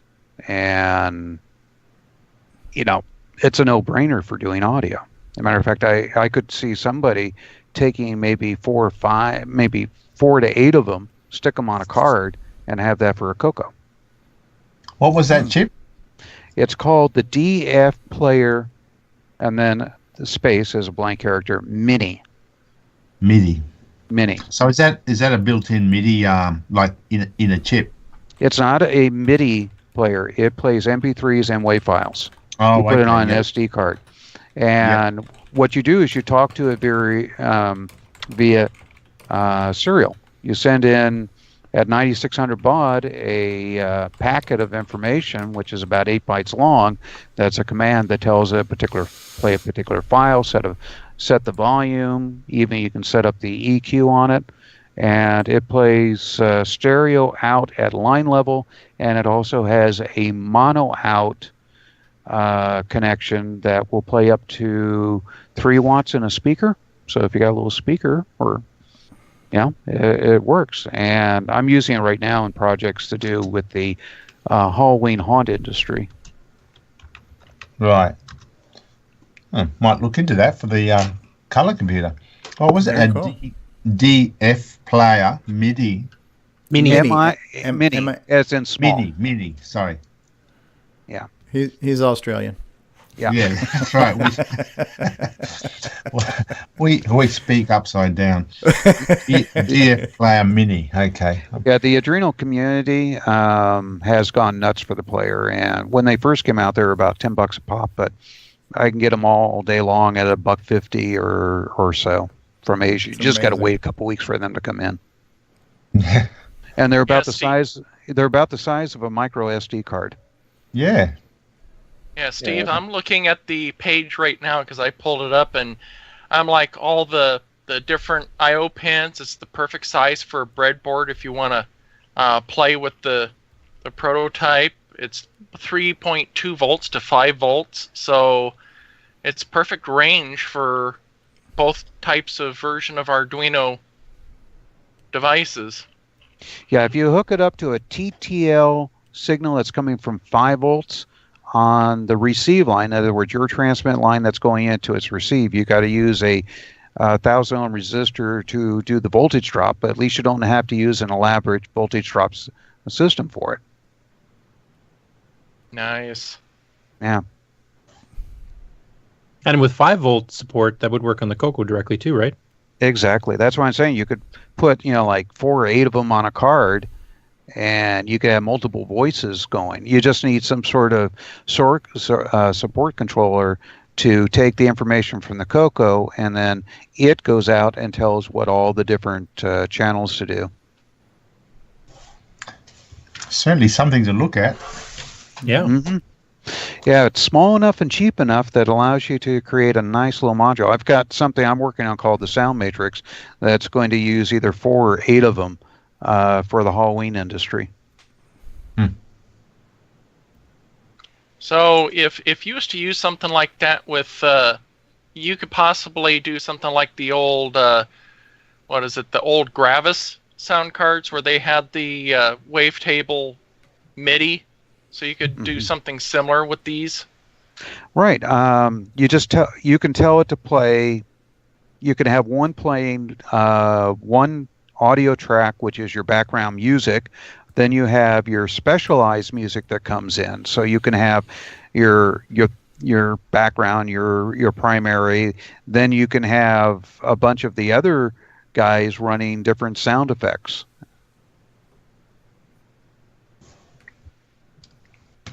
Well, the price is right. Yeah. I says, yeah, somebody could make a very inexpensive CoCo cartridge with this, and with the size of them, the cartridge would definitely be about the size of the old style floppy speech sound pack. I don't think you can get it down to the size of a game card. Yeah, maybe, I don't know. Maybe if you use both sides. You could probably stack them. Yeah. You said it had you serial. can't stack them because they're commands the way they're the way the pins are set up. They're not stackable. And it just uses standard micro SD cards for storage? Yeah. That's the other trick too. When you put them onto the board, you got to make sure that you can slide your cards in. Yeah, the CoCo SDC is already doing that as it is. So. Yeah. Well, when you start talking about, let's say, putting 8 of these guys on the board, you got to lay out the board properly so you can make sure you can plug the cards in. Would you need a micro SD card in each one of the... Yes, you would. Okay, so that micro SD would kind of act as like the flash or ROM storage of whatever's on each of these devices to pull from. Right. Gotcha. True. It would make it difficult to make a multi-game system, you might say, but Something that's very interesting about the software design of the card is you can have up to 99 folders of audio files. So if people got together and used this, you could say folder 1 is for this game, folder 2 is for this game, folder 3 is for this game. And you can put up to 255 MP3 or WAV files within that folder. That could be like background music, sound effects, all kinds of stuff. Exactly. Well, the idea that I'm suggesting here is that folder 1 would be for Zaxxon Reborn. Folder 2 would be for, what's your latest game that you're working on there, Nick? Gunstar. Gunstar. Well, folder 2 would be for Gunstar, and that would go across the board. You put those in there. So yeah, there's a little bit involved in setting it up because you got to write to all those SD cards. But if you come up with a system where, as a game gets developed, that's major, it requests a particular folder, and then they own that folder from that point on. And you can even reuse assets. Like if you had a sound effects folder for gunshots and stuff, you could share them between multiple games. True. In other words, if somebody was to produce this thing, it'd be a little bit more than just coming out with the hardware. They would have to more or less come out with the standard libraries. Yeah. Okay. That's certainly something to think about. Sorry about going down the rat hole there. No, that's cool. This isn't the rat hole. This is future hardware design. Tech talk right here, yeah. Yeah, we're on the verge of a kind of audio explosion. There's a lot of audio hardware being developed right now for the CoCo, as well as the speech sound pack now being emulated in MAME. So I'm hoping there's going to be an audio renaissance in the CoCo, and new hardware and software will be developed to support all these emerging technologies. Yeah, well, with the speech sound pack in Maine, that means that people could start developing Maine-only games. Right, develop them in MAME, and they'll run on the real hardware if somebody's got the multi-pack and the SSC, you know? Well, they could also have basically the multi-pack should work then in Maine on the CoCo 3 version. Yeah, I wonder if you can bypass the hardware limitation. On MAME, could just be a setting. Come on. We're talking about emulation here. You can do almost anything in that. Yes, software. That's a great time we live in when technology makes very few things impossible anymore. Well, the whole idea I had with that CoCo 4 a while back, until so many people hated me for trying to even suggest it, was to come up with, in an emulation, extra stuff as far as better graphics, adding in sound and stuff like that. The stuff that we've always wanted on our CoCos. Well, then it's not going to be a real CoCo. Now, the CoCo's got to be done in hardware. No, you've got to use the FT, whatever it is. FPGA. Yeah, you got to use that because that's hardware. And CoCo's only hardware. No, guys, the CoCo never came with one of those, so it can't be a CoCo. The wars, that's the reason why I shut down the whole CoCo 4 project. I just got tired. I had people cracking my website because they didn't like the fact that I was suggesting the stuff. I had a complete log of people. They didn't think I know who they were, but I sure knew who they were from the log. They were trying to break the site so that there wouldn't be a CoCo 4 because they didn't like the way the CoCo 4 was being developed. Well, now we've got the FPGA CoCo 3s, and they do have the extra graphics and all that, but I don't see any programs or software being developed to use it. So, well, there's so few people out there with that hardware, and they keep going, "Oh yeah, well you can go get this." What do those boards run? About $200 minimum. Yeah, about that. Yeah, the FPGA, I think itself, well, depending on which one you go for, I know the DE0 is roughly $90, $100 plus for that. But an emulator's free. Yeah, yeah. software is cheap. Yes, it takes money to design the software, but once it's designed, it's relatively cheap compared to the hardware. Oh, yeah. And my background has always been, since I'm a hardware engineer and software engineer, I look for the least amount of hardware that uses the most amount of software to get the job done.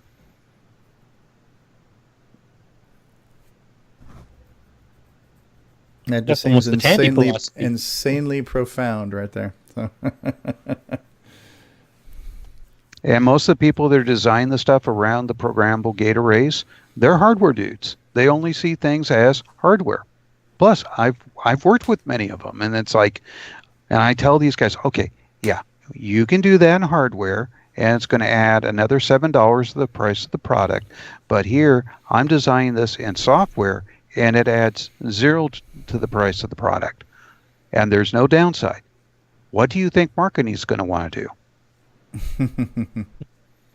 I mean, there's a lot of projects. I mean, how many people here have a DVD player?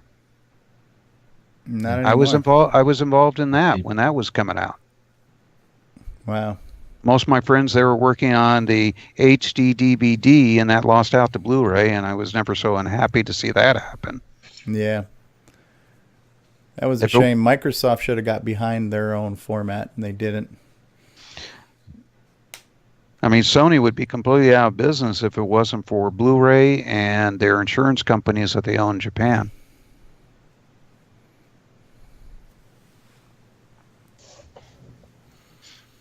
Yeah.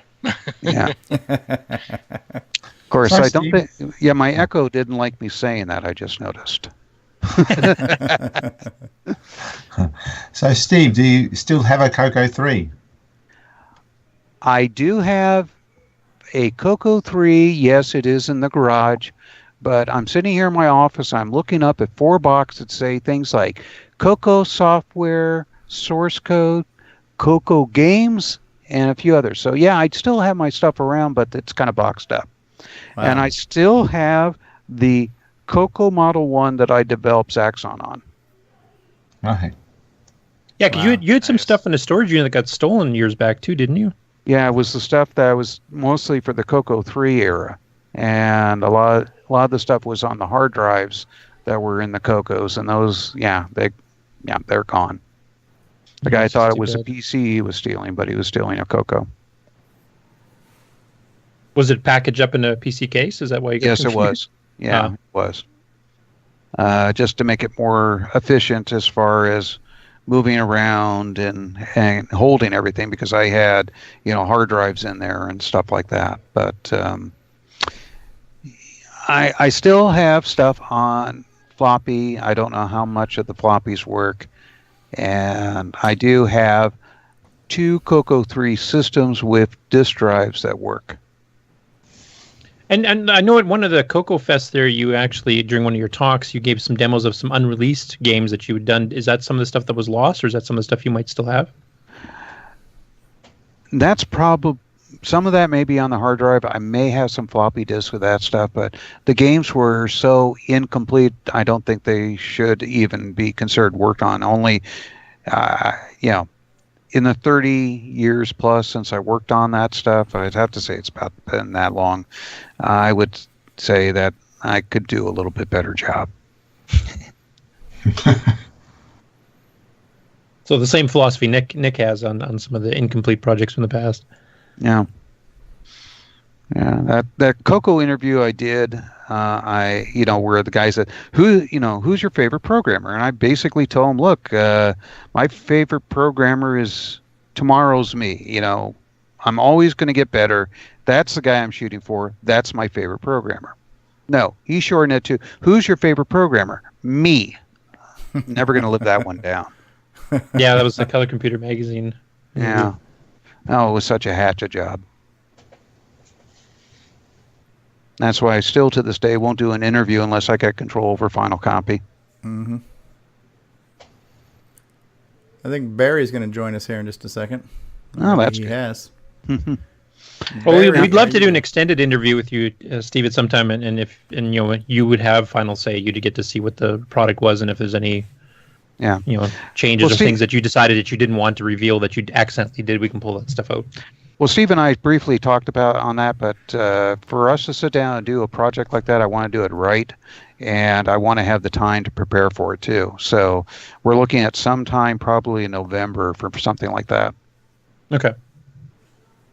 So it's not out of the question, but we'll work on that one. The other thing is, I think you had other subjects. I don't want to hijack this. No, that's fine. No, I mean, it's as long as we're talking about the CoCo, that's what this show is all about. So it's fine. Okay. Whatever's being talked about right now is probably a heck of a lot more interesting than any crap I would have came up with. So. Thank God Steve Bjork arrived. Yeah. Steve saved us. Yeah. I think one of the things that we would have gotten to, and we'll probably still want to keep this to our roughly 2-hour window, but we were going to possibly look at Bill's presentation of how to do MAME on a Mac, but we can always save that for another time too. So it's always nice to have something else to look forward to as well. So. The only reason why you got me today, it's about 100 degrees outside, and I can't work on my Halloween stuff. Yeah. How long have you been doing the Halloween stuff for now? Let's see. 20 years unprofessionally, professionally for about the last decade. And like so many of my hobbies, they become professions. Wow.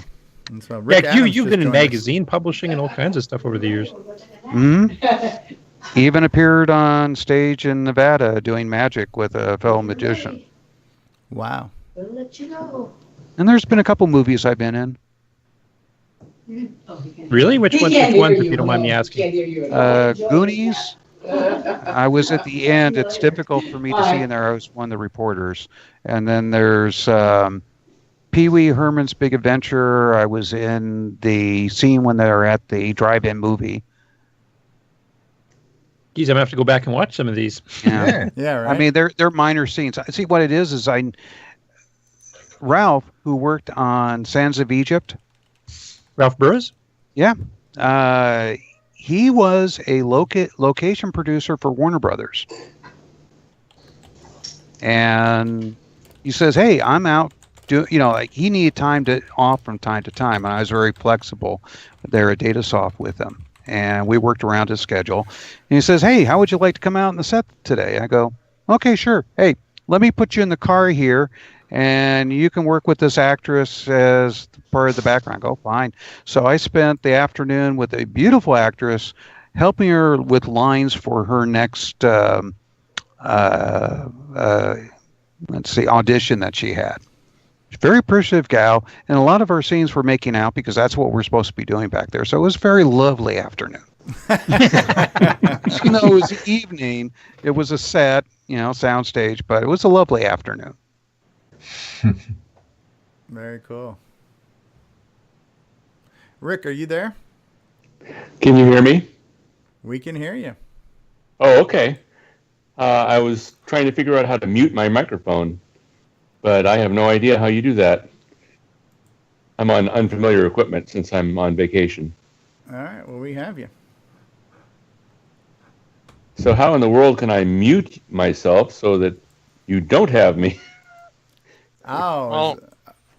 There's a little icon of a microphone in Skype that you can click on. That will mute you. Aha, gotcha. Thank you.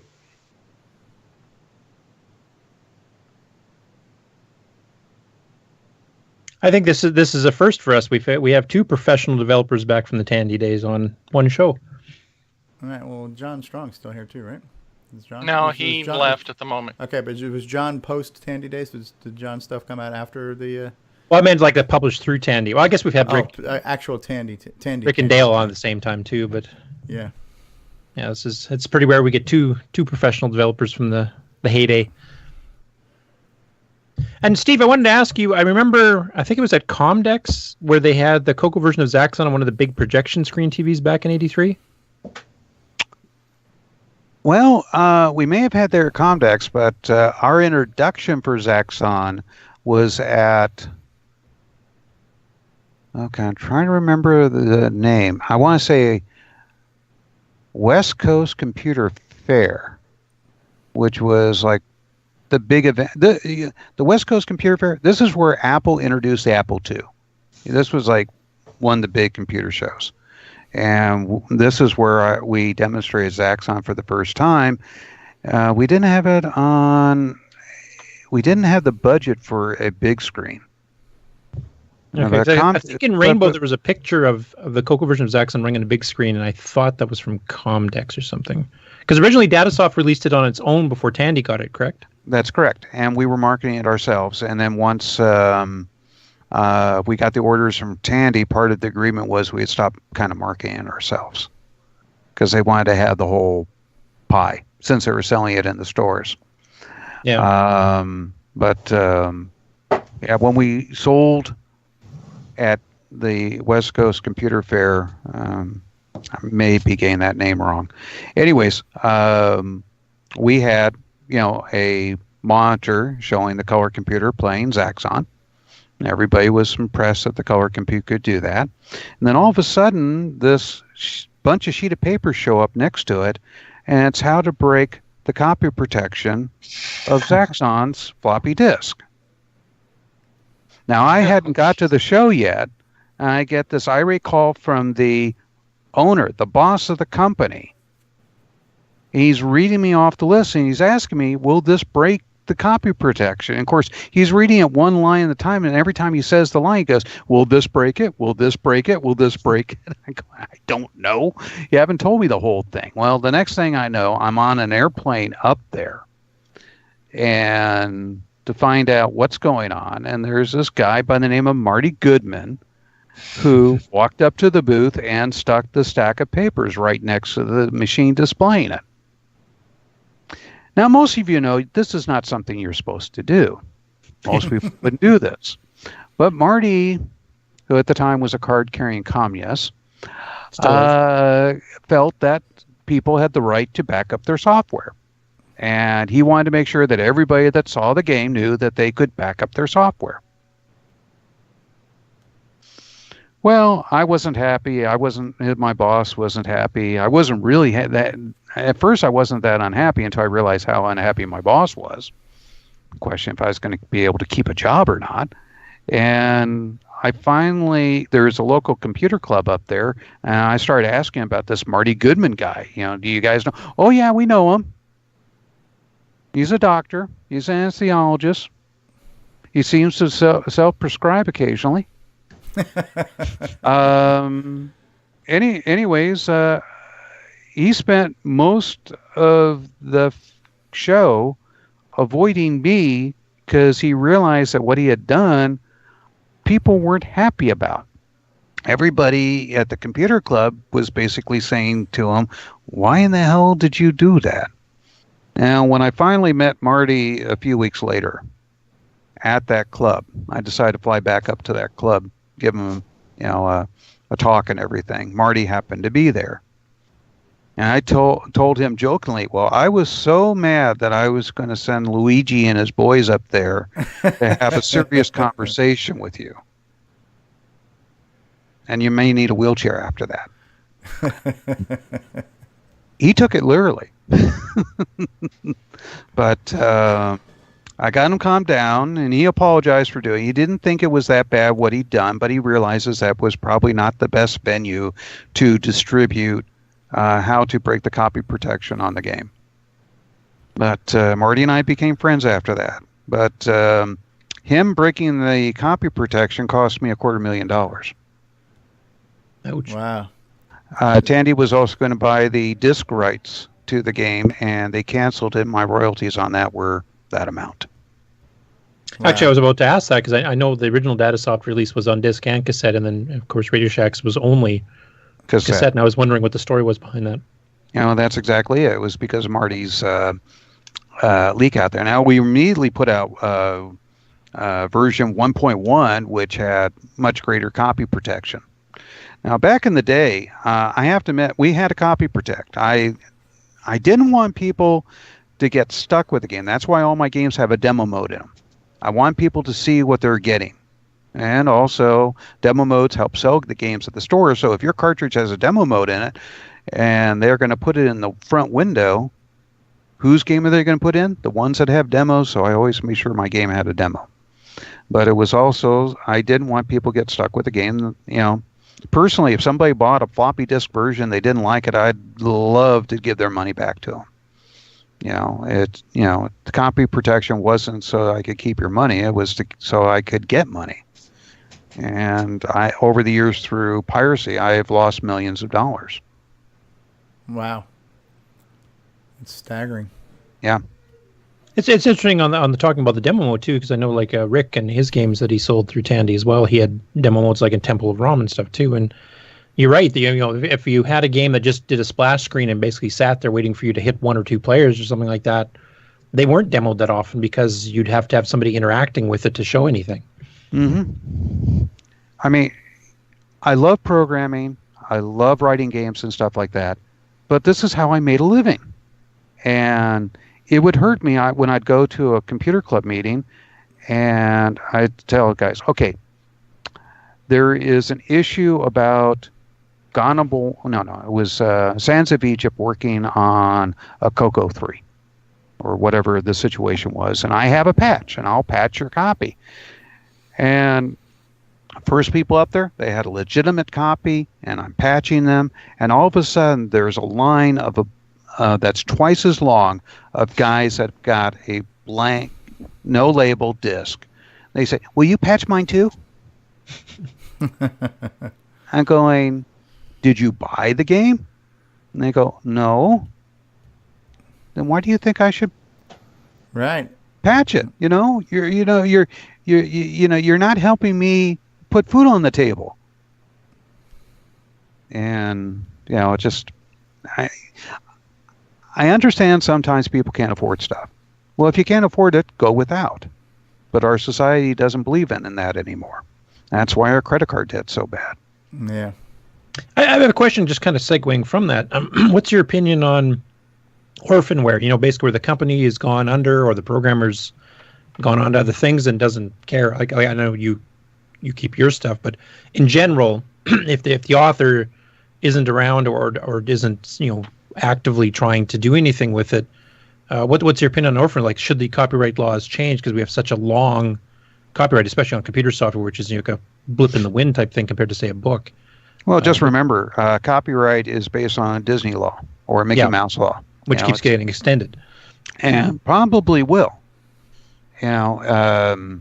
Back in the 60s, there was Disney was very loose with the copyright. Actually, before the 60s, was very loose with the copyright. There, Disney would let a school paint Mickey Mouse on the side of their building, and he had no problem with that. As a matter of fact, he would send out designs to them to help them paint that. And there was no contract, no royalty, no nothing going on. And Disney looked upon it as, hey, this is advertising for me. It's keeping Mickey Mouse in there. Perfect. Problem was Disney was not defending their copyright. And in the 60s, somebody came out with a series of posters of Mickey Mouse toking a joint and Daisy and Donald doing it and stuff like that. And they almost lost the case because Disney hadn't been defending their copyright. And I've had to do this too. I've had, tens of thousands of dollars in lawsuits that I've had to fight because somebody was violating a copyright. And it's not just so much my older copyrights I have to protect. I mean, the newer ones, the ones I'm making money. The older stuff I have to protect too because they become a channel of where I'm losing, I'm not defending my copyright. Then how can I go to court and defend my copyright? I have to defend it across the board on everything that I own. Now, recently, I was able to buy back from Samsung the license agreements that I had on my software with Tandy because they had sold them to Samsung. So I own those. I own the license agreements, which makes it eligible for me to sell my games. And someday, I may actually put together a collection or something like that. Oh, that'd be cool. What's your opinion on stuff that's been abandoned, though? Like if the company's gone out of business, there's nobody to pursue the copyright. Like, should that be released? Like, I know that's not the law right now, but just in your personal opinion, is that something that should be released? Well, Okay, there's something that's been in the news lately, and it kind of goes down that line. Older software that's no longer supported should not be used. And a good example of that is the British Trident submarines. They're using Windows XP, which is technically no longer supported. While their systems are air-gapped and there shouldn't be an issue, they should be using a modern operating system that's kept up to date, whether it be Black Hat, Windows 10, or one of the other operating systems out there. And in the case of professional, you want to make sure that everything is up to date, reliable, and supported. Now, as far as these games, we're not looking at the same thing. Nobody's going to get, their town blown up because a Trident missile launched a missile at somebody. But I understand where people want to play it. But the part of the thing is, I think I'd be more friendly to the idea of people playing the games now without paying, if they, in the old days, would have paid for the games when they're playing. In other words, the piracy wasn't so bad. It's just, I see it as a form and extension of the piracy. It's a sore spot for me.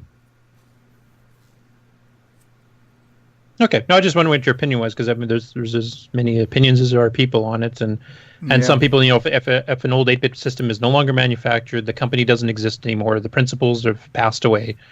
Basically, it's just sitting in copyright limbo, and that's kind of what I was asking what your opinion would be on. Yeah, I mean, I know there's a level where it's hard to find where somebody owns the stuff, but just recently, look how much money made with Nintendo coming out with the NES classic little machine with all those games. Mm-hmm. And it wasn't just the fact that Nintendo made the money. Those companies that owned the rights to those games that were third party, they got some chunk of the money too. Yeah, no, that's a good point. Yeah, so sometimes this stuff does come back and in a retro package or whatever, and then they actually can make some money off of it again. So that makes sense. Now, in the business I do with the haunts, where I make these cards that people can build themselves, that's one of my businesses I've got called Haunt Hackers. I give away the software. It's put out as Creative Commons. You can play with it all you want. All I ask is that you distribute any improvements back to the community. So where I make my money is off making the circuit boards, and I don't make that much, but that's for the hobbyist industry.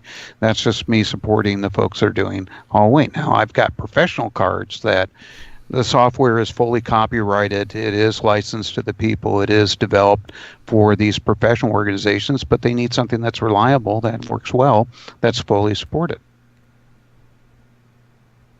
Yeah, and I mean, in the case of my game site, I mean, any of the software I've got on my site, I've gotten permission from the authors to put up, and most of them, they're not planning on ever trying to resell it again, or they don't even have the hardware to even try, or just don't figure it's worth the effort. So, but I've always tried to follow the authors' wishes on that, and if they don't, and there's been a few that have said no, I don't want to, then I just don't.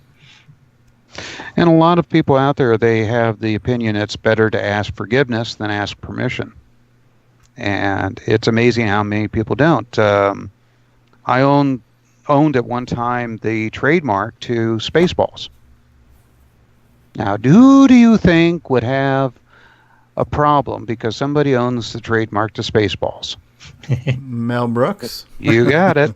I owned the trademark in the division of games. I had came out with a game called Spaceballs and Spaceballs 2, and I had trademarked them.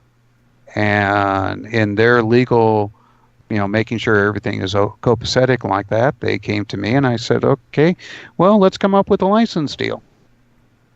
And my license deal was you donate $10,000 to the Boys and Girls Club of Orange County. Well, that's good. You actually had an altruistic thing as versus just a money thing. That's really nice. And it was kind of like that. There was a long silence, like, what?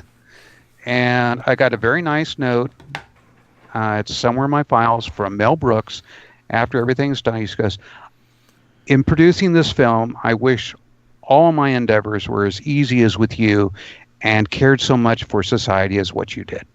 I mean, I just kind of like, whoa. But I threw out a number like 10,000. I said, but you donate it to the Boys and Girls Club. And the lawyer said, done. Wow. So they got a nice check. Again, back to Curtis's question. So, I mean, you have made your living, and especially in the 80s, made your living making this software. Well, the software is out there now, and I am one of many people who have copies of it. So what would you like to say to the people who right now who have Zaxxon and all these things here? Would you prefer that we are not using them at the moment, or? Okay, here's the thing. It goes along with what I was saying earlier. I have to defend my copyright. If I don't know about it, I can't do anything about it. But if I find out about it, I have to do something about it. So don't put it up on a public website. Do not put it out on places that I see. If I do, I will have to have a legal letter put together and do a cease and desist. Okay, and you're talking about putting out the software itself for distribution. What about somebody just like, because I have got many YouTube videos playing your games. I mean, is that an acceptable form of, is that still technically copyright or? Well, it depends on who you talk to. My opinion is that is not kind of copyright, but there are video game manufacturers out there that do it. By the way, be very careful when you open up software in there. When you look at the EULA, that's, my God, 25 pages long, right? But both sides. In there, they'll state things like, you're not allowed to review the software. You are not allowed to put a video of the software up anywhere. Wow. Be careful when you look at those things, because they are legally binding. So if you are somebody that's doing reviews on software, please go through the right channels. Get the review copies. Make sure you follow all their guidelines on review. Otherwise, you could be opening yourself up to a major law case. Interesting. Now, as far as the games that were done back in the days of the CoCo, well, as far as I'm concerned, the video image of you playing the game is yours, and that's what you're creating. Just don't reuse it for your own profit, in the sense of where you're going out there and it's kind of like the same thing as somebody that's doing rap and you take samples from music. You want to limit what you're doing so that what you're doing is you're creating new content. It doesn't sound like you're just rehashing old content. Right. I think we've asked this question to a few other people too about, would you be open to the idea, like if somebody just wanted to send you an anonymous PayPal payment as either a thank you gift or as kind of like their own personal guilt retribution for what they did get for free in the past? It seems like there needs to be like a website for everybody who's gotten free software, who now is older and more responsible and has the money to to do the right thing, to say let's make a thank you gift to some of these artists that were robbed in the 70s and the 80s of all the piracy. Boy, that's a little bit like, there's so many things that they've done to try and curb that in the industry. In the case of the music industry, when you buy a blank audio cassette, you're paying a royalty to all the artists. Well, let me rephrase that. You're paying a royalty to the recording industry. Same thing with blank videotapes. You're paying back to movie productions. You don't get those tapes completely for free. You're paying a little royalty back. But as far as me personally, as some sort of guilt payment, I just rather see you help somebody in society, whether it be a donation to the local humane society, or help the children's organizations like Boys and Girls Clubs, or just do something to help the community. That's where I think it could probably help the best. That's awesome. If you feel a little guilty, help somebody. I'll be happy then. I'd be happy then. I could always use more money. We could always use more money. But the thing is, you set up something like that, it ends up really costing more than it is for the money to come in. Gotcha. Cool. Very cool. Well, this talk I think turned out to be very cool. Very cool. I mean, I definitely don't want to take up all your time today, and we definitely want to save some of the other topics for a future discussion. So I think we covered a lot today, and definitely thanks for being here, Steve. Oh, you're welcome. You're welcome. Yeah. And I don't know if anybody else who's here right now wants to chime in on anything, but we'll probably wind this down here in a couple of minutes. I don't know if Rick, if you wanted to say hi to Steve while you're here. Well, hi to Steve. Yeah, I'm glad to hear from you again. Yeah, it's been a long time. The last time was, I think, at a meeting with Electronic Arts, I think. I remember that meeting, yes. Not a fun one. Not a fun meeting. I mean, I was doing I did my best. Yeah. It was fun at the time, but after that, not so much fun. Yeah. James Ross is asking, Steve, did you do anything on the Amiga or the Atari ST? Let's see. What can I talk about? Amiga, no. There was some driver stuff that I did inside the Atari ST. Because you got to also remember, Atari ST and Amiga, they almost like, the companies kind of trade hands a little bit. You know, owners kind of, it was weird back then. So it's kind of hard to remember stuff. But in my life, there's been a lot of drivers because I know how software works. I know how hardware works. So I've kind of been in the middle of that. And so there's a lot of places where I've had my fingers that people just don't know. Nah. But you didn't do any actual game ports for those two systems? While it's true that the CoCo, most of the time, I developed games and like that.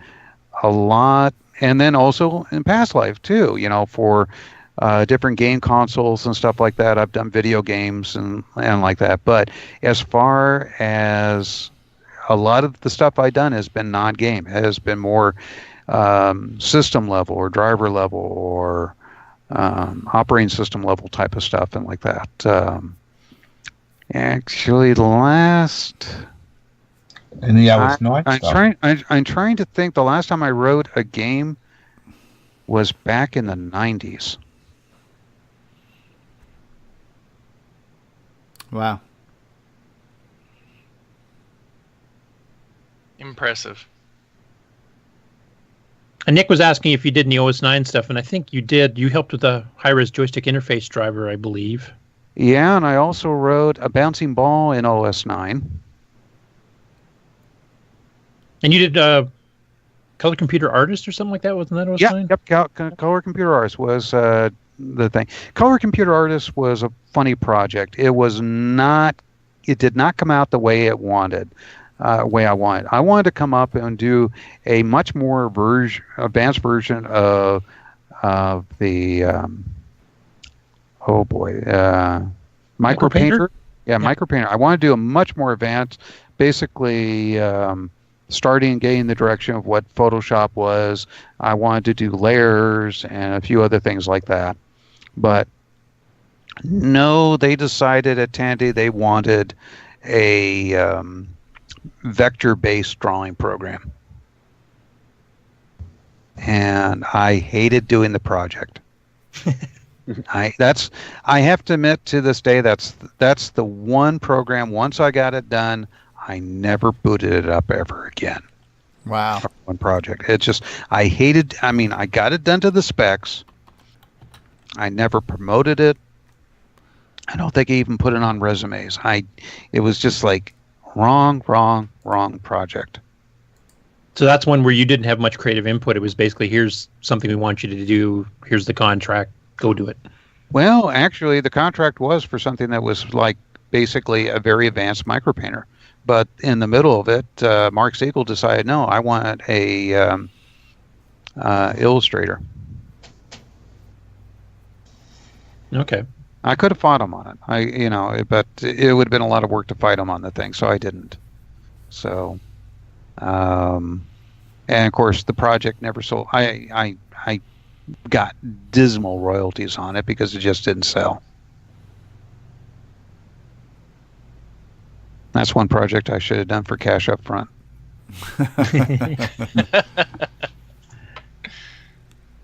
Actually, that's an interesting question to ask you. Like, as far as contracts with Tandy, were they basically all the same, or was it quite different between projects? It was different on projects. Usually, though, if a game was a outside license or something like it's Electronic Arts game or something, like when I did Rampage, that was an outside, that's coming from the outside as far as licensing like that. That is work for hire, and you get paid a lump sum. Now, you can get bonuses for things, and one of the things in there was a very healthy bonus for getting it done by a certain date. And they put the date in there thinking, well, we'll never have to pay that date. Well, the date was 35 days from the start of contract, and Rampage was done in 35 days. Oh, cool.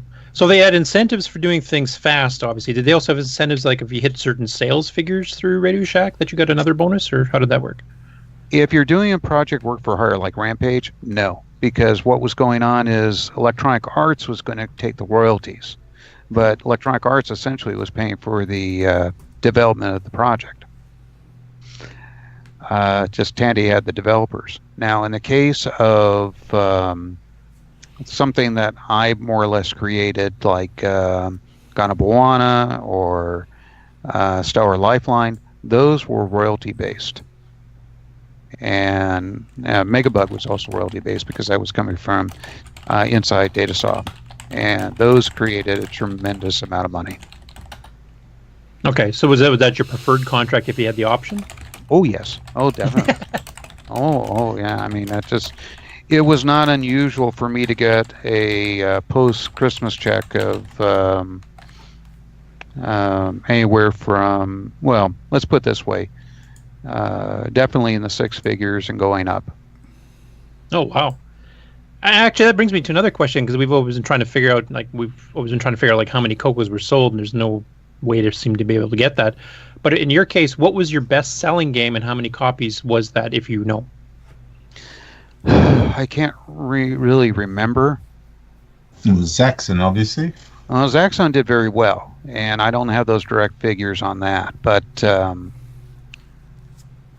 the thing about what I'd like doing on the CoCo, besides, I generally did like the hardware. I loved the 609. There was no better processor that was 8-bit at the time. The thing was, I considered it to be a very small pond, but I happened to be a big fish in that pond, and I could do very well. Where I had a lot of other people that were working on Commodore that I knew, and they were struggling they were producing great product, but they were struggling because there was just so many people out there producing for this big pond. Interesting. So even though it was a bigger system, it was a more crowded market. You got it. It was tough. And that's the reason why you needed labels like Electronic Arts to do it. In the beginning, Electronic Arts, while they did have a few of their own products, they were basically working as a fulfiller for other companies. So other companies would develop their game, and then Electronic Arts would actually go through and sell it. Sometimes you do your own marketing, or sometimes Electronic Arts would do the marketing. It depends on what the contract was set up as. So that's why Electronic Arts got so big so quickly. Yeah, and I think it was the same situation with other ones like Broderbund and Activision and a few others too, right? Exactly. Yeah. Electronic Arts more or less set the model for the industry. Okay. So was your best-selling game a CoCo game, or was your best-selling game in another platform? In other platforms. Okay. After I left the CoCo and I started doing consoles, it was unusual for a cartridge to sell 5-6 million. Wow. And I'm assuming that's quite a bit higher than your highest-selling CoCo one? Yeah, I'd have to say so. I mean, I know you guys are trying to figure out what the numbers were. I don't even know the exact numbers for what the CoCos were back then. And I would sit there and say, come on, guys, I'm developing for this thing. I have to know the numbers. And basically, I kind of get the answer of, no, you don't. I remember when Nick interviewed Mark way back in the late 90s, I think Mark's thing was more than you would think. That was his answer. Well, Tandy never liked to publish their numbers because they didn't want competition coming into the market, and they definitely didn't want large third parties coming in at first. Later, they started realizing that they needed people like Activision to bring out the great titles for their system. Yeah, actually, we had a discussion on that earlier, where how much the whole scene would have been different if Tandy had allowed third party right at the start, because everything was Tandy only at that point. They didn't even let you know that magazines existed.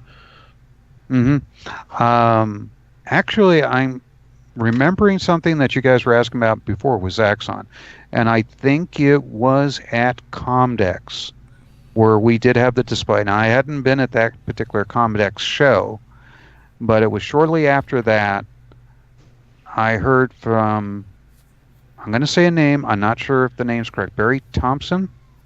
From Tandy? Yeah. Yeah, from Tandy.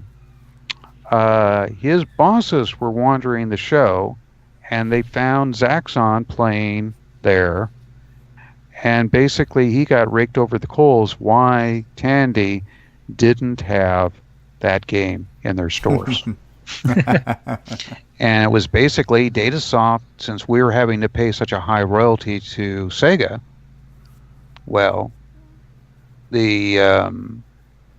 just basically they didn't want to pay our price.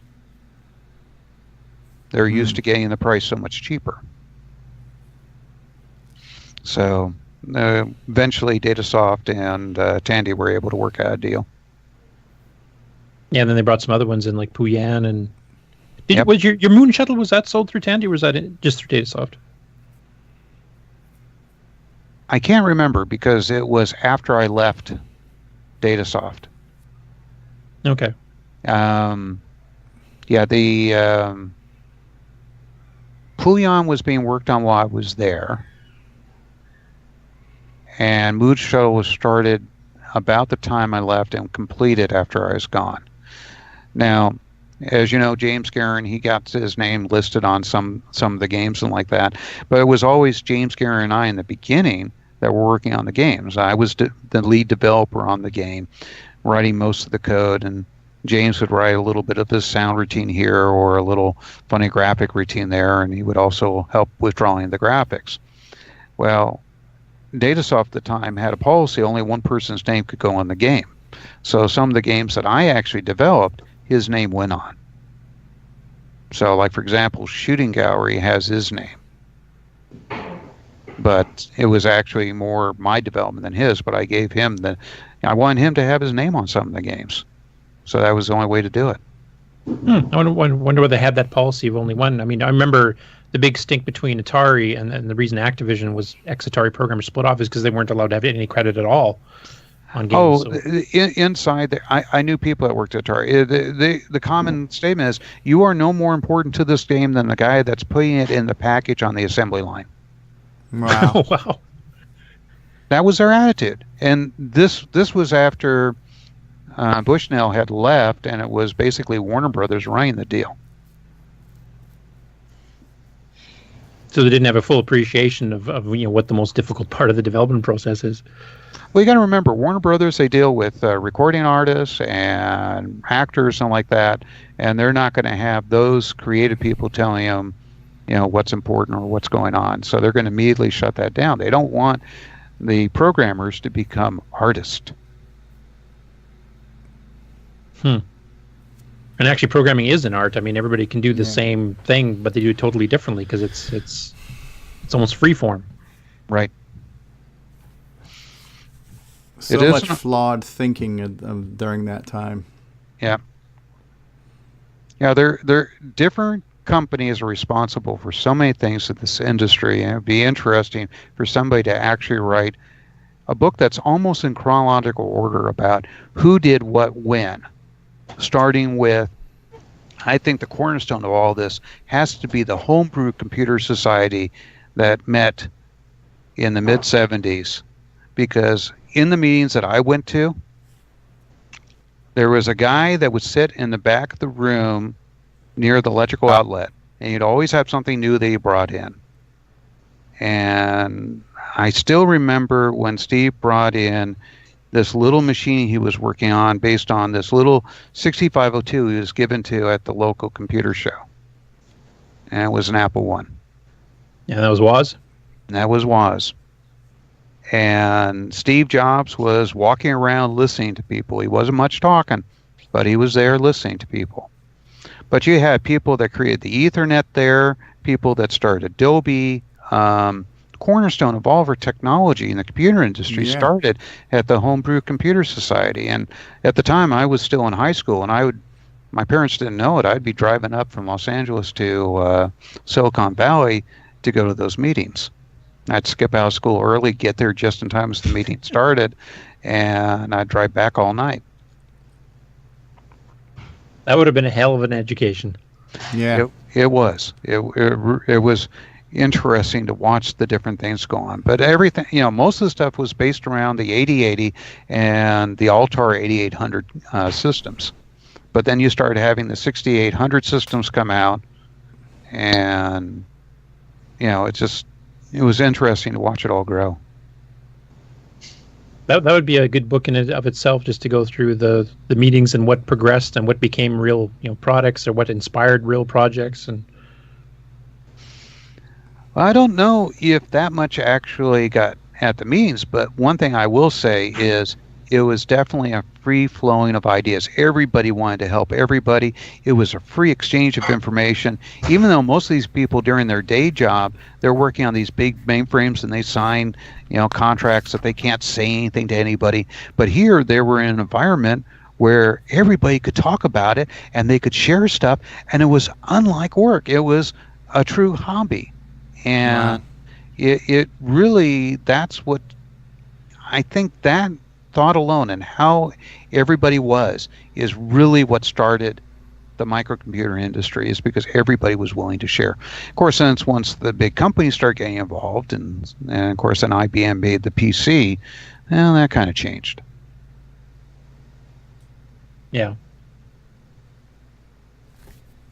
But I mean, you were mentioning early things from before Adobe was formed, or Woz and Jobs, before they started Apple as a corporation type thing. Like all the seedlings of a lot of the technologies that are still around today, or inspirations for technology we still use today, all came from those meetings back in the 70s. It was that, and also Xerox PARC up there. They were developing the first truly electronic office, or paperless office, and the guys back at corporate in New York didn't have a clue, because it was Xerox. Xerox makes their money copying papers. Here these guys are creating a paperless office. How are we going to make money? Yeah, because they can't developed sell copiers. We can't sell copiers. Yeah, because they were developing like the GUI, they were developing the windowing systems, they were developing Ethernet and connectivity between machines, all kinds of things. And that's when Jobs kind of swept in there and went, holy crap, this is really good stuff. And then like HP corporate, like you said, didn't have a clue, and kind of signed away the farm there. Well, one reason why corporate signed away the farm is they had stock in Apple. Yeah, they did make money on the deal. Yep. Yeah, so that was in there. But yeah, just I have to admit, for me, I feel myself fortunate that I lived in at least California, where I could go up to Northern California. I mean, we have this chain of stores out here that's migrated across the country now called Fry's Electronics. And could you imagine in the 80s walking into a store that has a banner outside that says, "Welcome high-tech professionals"? It was just like, I'm home. I walk in the store, it's like, this is candy. I mean, there's aisles of resistors, capacitors, and the latest in the sound equipment, and these different computer systems, and it's just like, oh my God, somebody looked inside my brain and said, what would be the perfect store for me? So every time I went up to San Jose, I had to make sure my car was as empty as possible, because I knew it was going to be filled with stuff from that store when I drove back home. That reminds me of CoCo Fest. Yeah. No, it's just, I feel fortunate that I started in this area. That's probably one of the things that helped me the most. In any case, we're at 2.5 hours, aren't we? Yeah, no, that's great. I But probably should shut up and quit asking you questions. It is no, that's fine. Like I said, I'm enjoying being a fly in the wall just in this conversation. But can you imagine being a fly in the wall back when you had Jobs and Woz and everybody in the same room? It's just that was the time when literally things were being created that did not exist. We're literally changing the world. It was a whole nother revolution. You know, like the 60s had the free love movement. This was like the free tech movement, and the world was changed. And it's amazing hearing about it as a short story. It had to be absolutely amazing to actually be there, you know. Literally the start of an entire industry, and then all the spin-offs that have affected every other industry since based on that. And it all coalesced in that one area, that one time. I do got two quick anecdotes along the lines there. I don't know how much people know. I am a Disney fan from all their intellectual properties. I used to be a cast member at Disneyland. I have some connections to Imagineering. I won't say any further than that. But there was an attraction at Disney's California Adventure called California Dreams. It was a story of California. And towards the end of the film, they kind of show these different scenes of California. They show the scene of a guy carrying this computer. He almost trips. And he goes to the back of the lecture hall, and he sets up his computer. And he's showing it off to people. And this one guy reaches in to kind of like, well, what's this? And he's pointing his finger down at that. And Woz slaps his hands and says, don't touch. I got goosebumps watching that scene because I exactly seen Woz do that back at the Homebrew Computer Society. It was just like, whoa, I saw this. And it's just like, so every time I would see that show, they don't have the show anymore, but every time I'd see that show, I just get goosebumps because I'm going, no, that was definitely a moment in time they got that right. Wow. The other thing was, I had a lot to do with Zaxxon other than just writing the CoCo version. For us to get the rights to it, they had this game called Zaxxon that wasn't testing very well. And it was basically more of a space fantasy with pastel colors, and you were fighting a dragon at the end of the journey. And that's not the Zaxxon that you see. You see a Zaxxon that's got more Space Fortress blues and red colors and stuff like that instead of pastel colors. And that was part of my design suggestions to make this game more palatable to the American audience, because that was the design that came over from Japan. Matter of fact, if you kind of want to see what Zaxxon looked like originally, look for the game Zaxxon 2 or Super Zaxxon. They basically brought that one out later. Right. But these were my suggestions like that. And that's part of the reason why we got the rights to Zaxxon, because we made it profitable. Because back in those days, they didn't care about the money from us converting the game, because those arcade game manufacturers were just making so much money selling the games to arcades. I mean, you could go to a funeral home and find an arcade machine. Wow. Yeah. Okay, they were really saturating the market with these things. They were making them like they couldn't believe. So that's the reason why Deosoft got is because of the little changes I did. Well, when I was at this thing called Electronica that they had put at Disney's California Adventure again, it was basically a celebration of the new Tron movie that came out.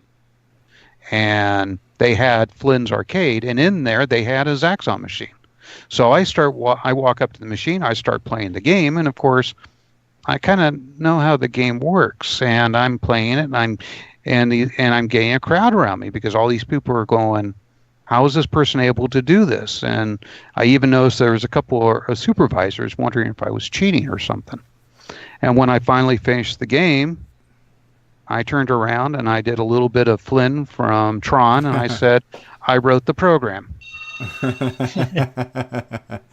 All in the fingers. Yes. And they go, what? No, this is one of my games. I wrote this. And next thing I know, I'm signing autographs. Because what it was is this arcade that they put together had just opened, and you had all these Tron fanatics there and diehards from original video games, and they knew Zaxxon, they knew this stuff, and then actually to have somebody that wrote the program in their mix made their day.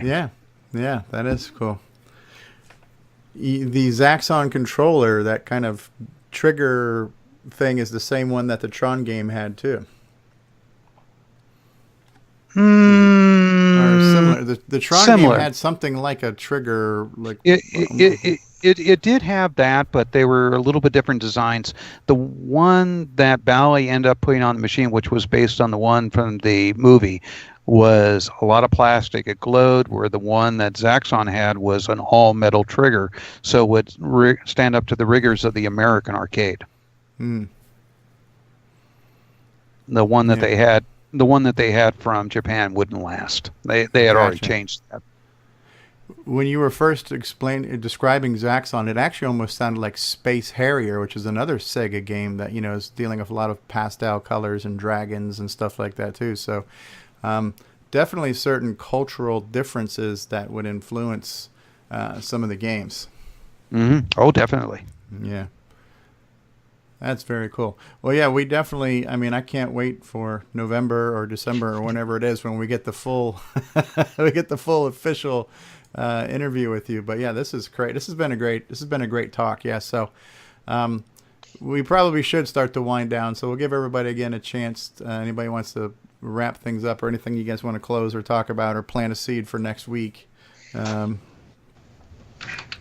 we'll definitely get into Bill's coverage of building MAME on OS 10. Yeah, on the Mac. No problem there. I was actually happy to get preempted by Steve there. That was a very interesting talk, Steve. Thank you very much. I still kind of feel bad for that. Oh, don't. Don't. It's actually helped inspire me. Like, I'll be able to come up with some questions for November here, so we can kind of pre-send them to you. Like you said, you want to be prepared for it, so we'll give you a bunch of things that. I've got a ton of things I'd like to ask you even now, but I don't want to extend the interview today to like 5 hours. So, very good, very cool, very cool. Neil Blanchard's been a silent participant here for a few minutes. How are you, Neil? All the way from Canada, from the CoCo I'm doing Crew great. Podcast. Nice to be here. Thanks for letting me in. Oh, no problem. Yeah, we had Trump tear down the wall for a minute so you can get through. Jeez. Yeah, I was enjoying listening to Steve's story there. It's pretty interesting times back then. Oh yeah. Anything you can tease for us and what we can expect in the June episode of the CoCo Crew Podcast, Neil? Not right now. Okay. No. As in, there's surprises, or you haven't done it yet? It's in the works. I'll just leave it at that. Okay. I have submitted my my exhibitor application to Tandy Assembly. Maybe we'll pull up that one real quick here too. So, for those of you not aware, Tandy Assembly taking place this October. It's the first inaugural event of another retro vintage computing festival focused on Tandy computers. So, I went ahead and submitted my exhibitor situation here. Here's the current layout of that. I don't know. We're getting a lot of feedback right now from somebody. So Tandy Assembly, is there anything new that we can talk about Tandy Assembly, Neil, while we have you here too? Anything has changed right now? I'm looking at the current speaker lineup. No, everything so far is the same. We're getting lots of people are registering though, which is great to see. Okay. And again, we're trying to welcome everybody. Doesn't matter what type of Tandy you like. We want to see it all there. Yeah. Well, the CoCo Crew Podcast is one of the sponsors. Floppy Days Podcast, Trash Talkers. This is going to be cool. I'm looking forward to it because for those of us who go to CoCo Fest, we do talk about experiencing the CoCo Fest blues of having to wait an entire year to geek out again. And so now that we can do it twice a year, it does kind of ease the pain of those blues a little bit, And I'm sure we'll have more updates of this by the time we hear the next CoCo Crew podcast in this month sometime, because we're in June already, right? Yeah, that's right. The end of the month it'll be released. All right. And we tried episode 24. 24, that's right. Yeah, and we also, with the Tandy Assembly, we tried to spread it out from CoCo Fest as well, so it's not, too close. Right. This way it does help with the blues. Right. It gives you a chance for your wallet to recover a little bit too, because if you had to pay for traveling to get there and all the money you spent. Oh, speaking of on the auction, do you guys know if you're going to have an auction yet at Tandy Assembly, or is it too soon to tell? No, it's official. We're definitely going to have an auction. Yes. Okay, that needs to be mentioned and probably put on the website. I don't remember seeing it there, because when you look at the... Yeah, that'll be mentioned very soon. Okay, well, that's good. So we have the scoop. We got the scoop. So is it a minimum no bid auction similar to CoCo Fest? Yes. Yeah. Same setup. Okay. Will we be able to rope Tony Pedraza into being our auctioneer, or are we going to have another... Yeah, I don't know. I don't know if Tony's going to make it. I mean, that'd be kind of cool if he did. We'd definitely like to see him there. Yeah, that would be cool.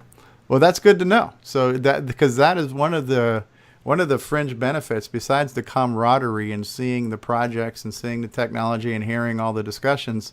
The other fringe benefit is like eBay on steroids, where you can get deals of a lifetime on rare items for pennies on the dollar, and what you would even pay on eBay prices. And if you're lucky enough not to have to ship them, that's even better. I've been to 2 CoCo Fests, and every time I'm there, I'm like, I wish I would drive, because to be able to pick up a CM8 monitor for $40 at this last CoCo Fest, you know what I mean? You have no idea what a value that is. And not being able to fit it in my suitcase is a major problem. You just need a bigger suitcase, that's all. Yeah, right. So I'm driving to Tandy Assembly. It's gonna be a road trip, so I'm driving with Michael Brandt. We're gonna meet him in Orlando, and it's like a 12-hour drive for us that we'll share. So if there are any bargains to be had, I'm looking forward to bringing a few items home this time. Oh, that's great. Yeah, you'll be able to get some larger items. Yes. And I will be bringing my Sega Joypad adapter with my CoCo 3 and my Wyco controller, so I'll have Popstar Pilot available to play. We had talked about doing a Donkey Kong Remix high score challenge, so I'll have the computer set up where we can do that. So I'll have it's actually your CoCo 3, Neil, the one I got from eBay. Oh, I'll have your CoCo 3 at Tandy Assembly. I was actually just thinking about that last week. I was wondering if you're still using it. That's great. That's what I record on. That is my CoCo. That is my primary computer. Is the Neil Blanchard edition of the CoCo 3? Yeah. Oh, that's. So. Yeah, or did you mean Neil Brookings? Neil Brookings too. Yeah. Well, that's his alter ego. Yeah. At least he's got one less than Drencore. Yeah. Shut up. So if we're still recording, I just wanted to mention that I've got a new release of the MAME software for the Mac. It's SDL MAME. Right. I've posted on the mailing list. It should be up hopefully soon on Tim Linder's website, www.macmess.org. Mm-hmm. And it, unlike my earlier versions of MAME and Mess I released, I built my own front end in TCL. This one's not using the TCL front end. This one is using the SDL user interface that is now built into MAME, which I found to be fairly functional. Okay. Just quick question: what version of this is this? The 186 or the 187? The 187 is not released yet. This is it's slightly above 186 though, because what I did was I pulled from GitHub, and I have also applied a couple patches for a couple critical issues. Okay. And this one supports the Sound Speech Pack and the Master Game Card too? Yes, it does. It supports all stuff that is currently in the main development thread. So well, that's a great service you've provided us, Barry. Thank you. I do them every once a year, or 2 years or so, periodically, when I see that there are either major improvements in the MESS or MAME code as far as emulated systems that are popular, or features that have been added, or when the code starts getting out of date for my previous release, I'll make a new release. Well, that's great. That's great. A lot of discussions surrounding MAME has been going on these past couple of weeks. The speech sound cartridge emulation, I think, has opened a few eyes and ears to it, and there's still a lot of misinformation and misconceptions. So I think the more people can understand what MAME can currently do, it's a good thing to shed some light on it. You still may choose not to use it for a lot of reasons, but it's best to be informed with some of the latest information rather than outdated misinformation, Yep. One of the things I found out that still MAME will not do is it will not run the 32K CoCo 3 cartridges. At least I've been able to figure out, the proper setting for it. It looks like it does not have a cartridge type and a setting for it. It should be normal pack. I don't think the banked 16K would be the correct setting for that. Would be for 16K banked cartridges.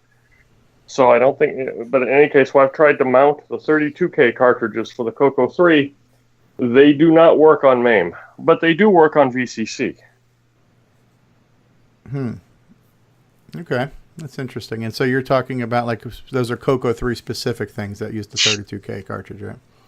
Right. Yeah, it probably has to do with the memory mapping. The 32K cartridge, of course, needs to map a bank of memory of 16K starting at address 8000. Normal cartridges start mapping at C1000. So I think what's happening is, and the cartridges normally are in, the bank order is reversed. So the 16K bank in most standard cartridge formats for emulators, the 16K bank that starts at C1000 is first, and then it usually has the 8000 bank after that. That is correct. Yep. So I don't think MAME is mapping that correctly. Okay. I tried one of the 32K cartridges that also works in the Color Computer 1 and 2, on the Color Computer 1 and 2, and the cartridge worked there. Okay. And it also works in my CoCo Flash, so I know I've got a good image because it works on the real hardware. Gotcha.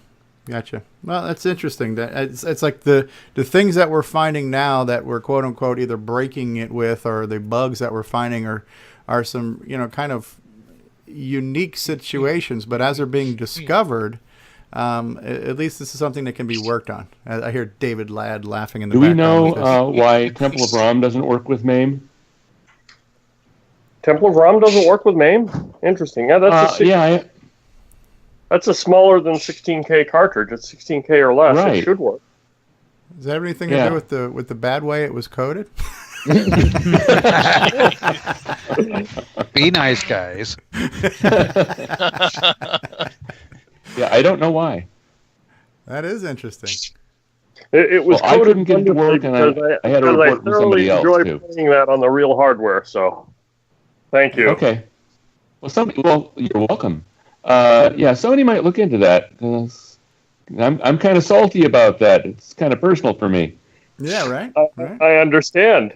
I'll be looking at the 32K. I'll be looking into the 32K bug, and while I'm looking into that, I'll post a bug about Temple of Rom, and I'll look into that too and see if I can figure out what's going on there. Yeah. Where make sure that I really know what I'm talking about first. But yeah. I think you're right, Rick, because I think I've tried it before in MAME, not the latest version, but I think I've run into the same issue. I will try it on the latest version that I've got with some. I've got one patch applied that's not even. Actually, two patches applied that aren't even in the dev tree yet to fix issues. One of them was to fix a crash when you're running the MAME without a system name, so it comes up as a menu with listing all of your systems. When you're running it in that mode, when you exited a CoCo emulation or an NES emulation, it would crash instead of going back to the menu. So there was a patch I applied, which isn't in the main code yet, to fix that. Because obviously that would be an issue with my program, which opens in the main menu and doesn't, so. Well, here's something to try. Arkanoid is a 32K cartridge, but it has a CoCo 1.2 mode and a CoCo 3 mode. Now, can the main emulator run in CoCo 1.2 mode? Yes, I actually tested. That was the one I used to test with. Okay, did it work in the 1.2 mode? It did. What about the CoCo 3 mode?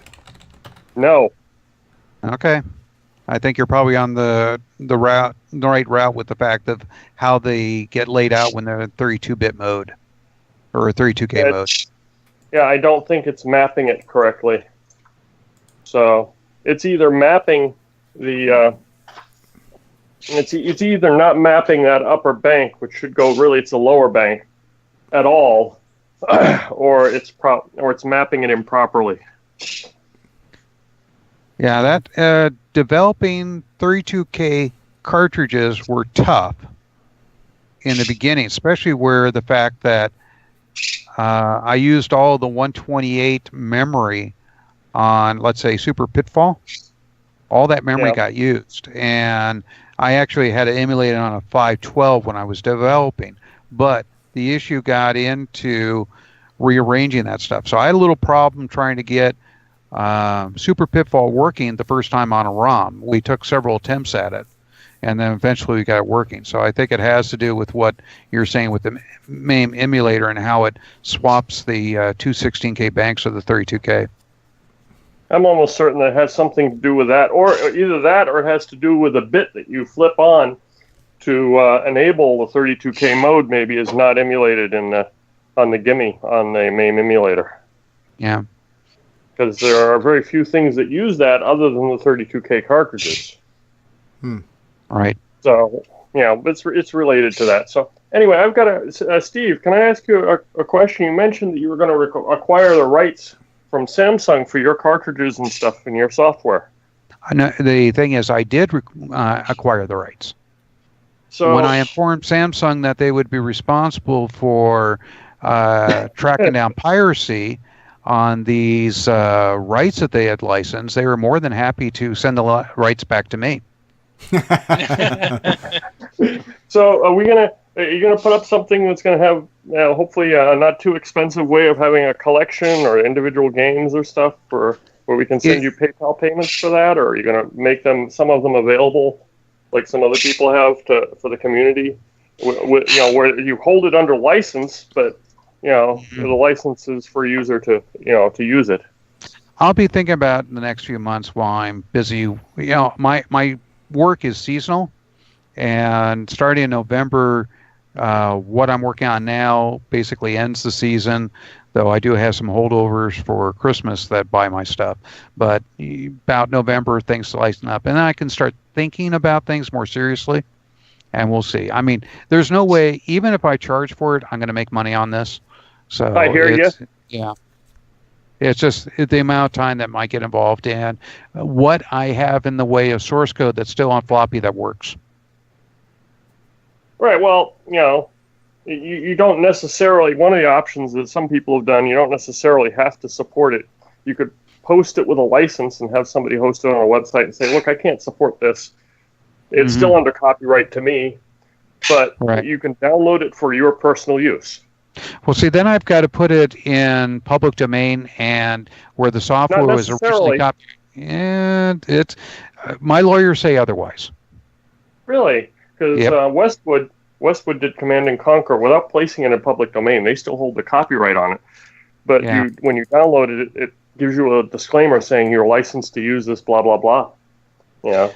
Well, these are the same lawyers that had to defend about 5 years ago some copyrights I had, and it became an issue. Well, that is a dilemma. Yep. So, but I mean, you could charge $1 for it, or and say no support available, or 50 cents, or whatever. Just enough, whatever. Don't lowball the man. No. You got to make charge it so a decent amount of money and make yourself, charge a decent amount of money and make yourself some cash. Certainly deserve. And then what's going to happen is that's going to get pirated, and I don't want to start the piracy thing because that hurts me more than making no money on it. Yeah, it sounds like a slippery slope. Exactly. It's just I got to do it right. Yeah. And I've got to make the lawyers happy, and I got to make it so it doesn't affect my ability to control my future software and hardware. Well, we don't want that being impacted, and bigger picture. Exactly. All right. hopefully you've got some decent lawyers that are smart enough to find a solution, because I know that one is out there somewhere. Well, let's put it this way. I married a lawyer too. So hopefully you get a discount at least, right? But she does government law. But I'll tell you one thing. You do something in regards to government related, you don't want to be against her. You do not. Oh.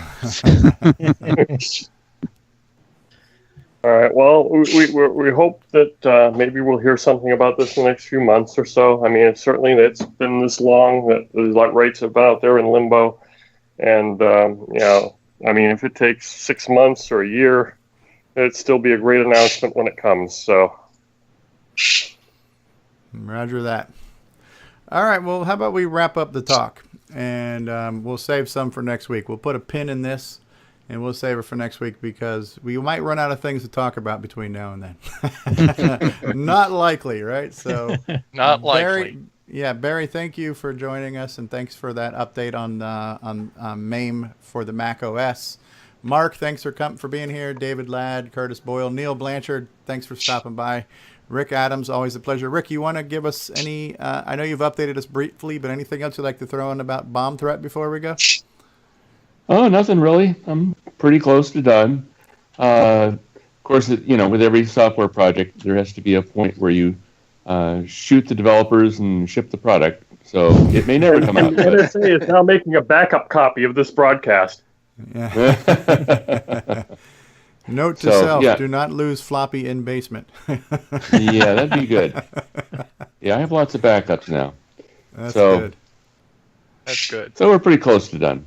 So once bomb threat's done, then you're going to find the original, right? That thought has occurred to me on more than one occasion. Yes. Irony can be pretty ironic sometimes. So, yeah. Indeed it can. Do you have hardware to read it if you find it?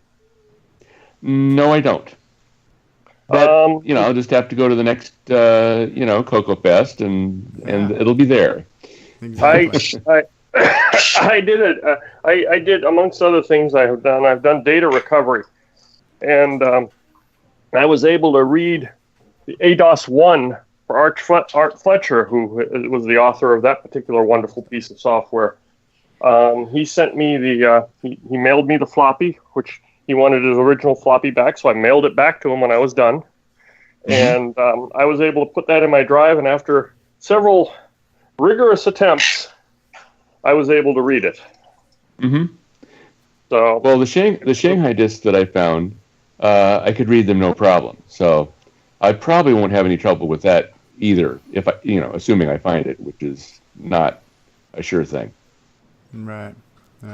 Well, if you want to take me up, if you want to mail it to me, I can mail it to me, and I'll mail it back. And you got to find it first. Exactly. Exactly. I would like to have the problem of figuring out exactly what I was going to do with that. Yeah. Right. That would be a problem I'd love to have. Exactly. Well, Rick, thanks for joining us. I know you're on vacation. Thanks for stopping in. You bet. Nick, thanks for being here, and thanks for showing us a preview of another game that maybe we'll see from you in the future. And Bill Noble as well, and especially thank you, Steve Bjork, for the trip down memory lane and all the really cool stories you shared with us. Definitely appreciate it. You're welcome. All right, so we're gonna wrap up CoCo Talk, and let me just also real quick too. We can't forget our audience. We must say hi to the people who have been watching us painfully this entire time, right? So Rudy Kazuti has been here, James Ross has been here, Wayne Campbell has been here, Ricky DeRocher has been here. My daughter stopped in, Megan, for a minute. Sixie was here. Hey, Sixie. Grant Leedy was here. Ghost Rider stopped by from Australia, and Barry Marks came by as well, and Michael Brandt was in the call, and Glenn Hewlett was here. Glenn was on the call earlier, and he's been in the chat. Ed Snyder popped in for a minute. So yeah, I want to thank everybody who also at home watched the talk as well. We certainly appreciate it. And we look forward to next week. We look forward to more things to talk about in the world of color computer. And thank you all. And we'll see you next time. Later, all. Long live CoCo, everybody.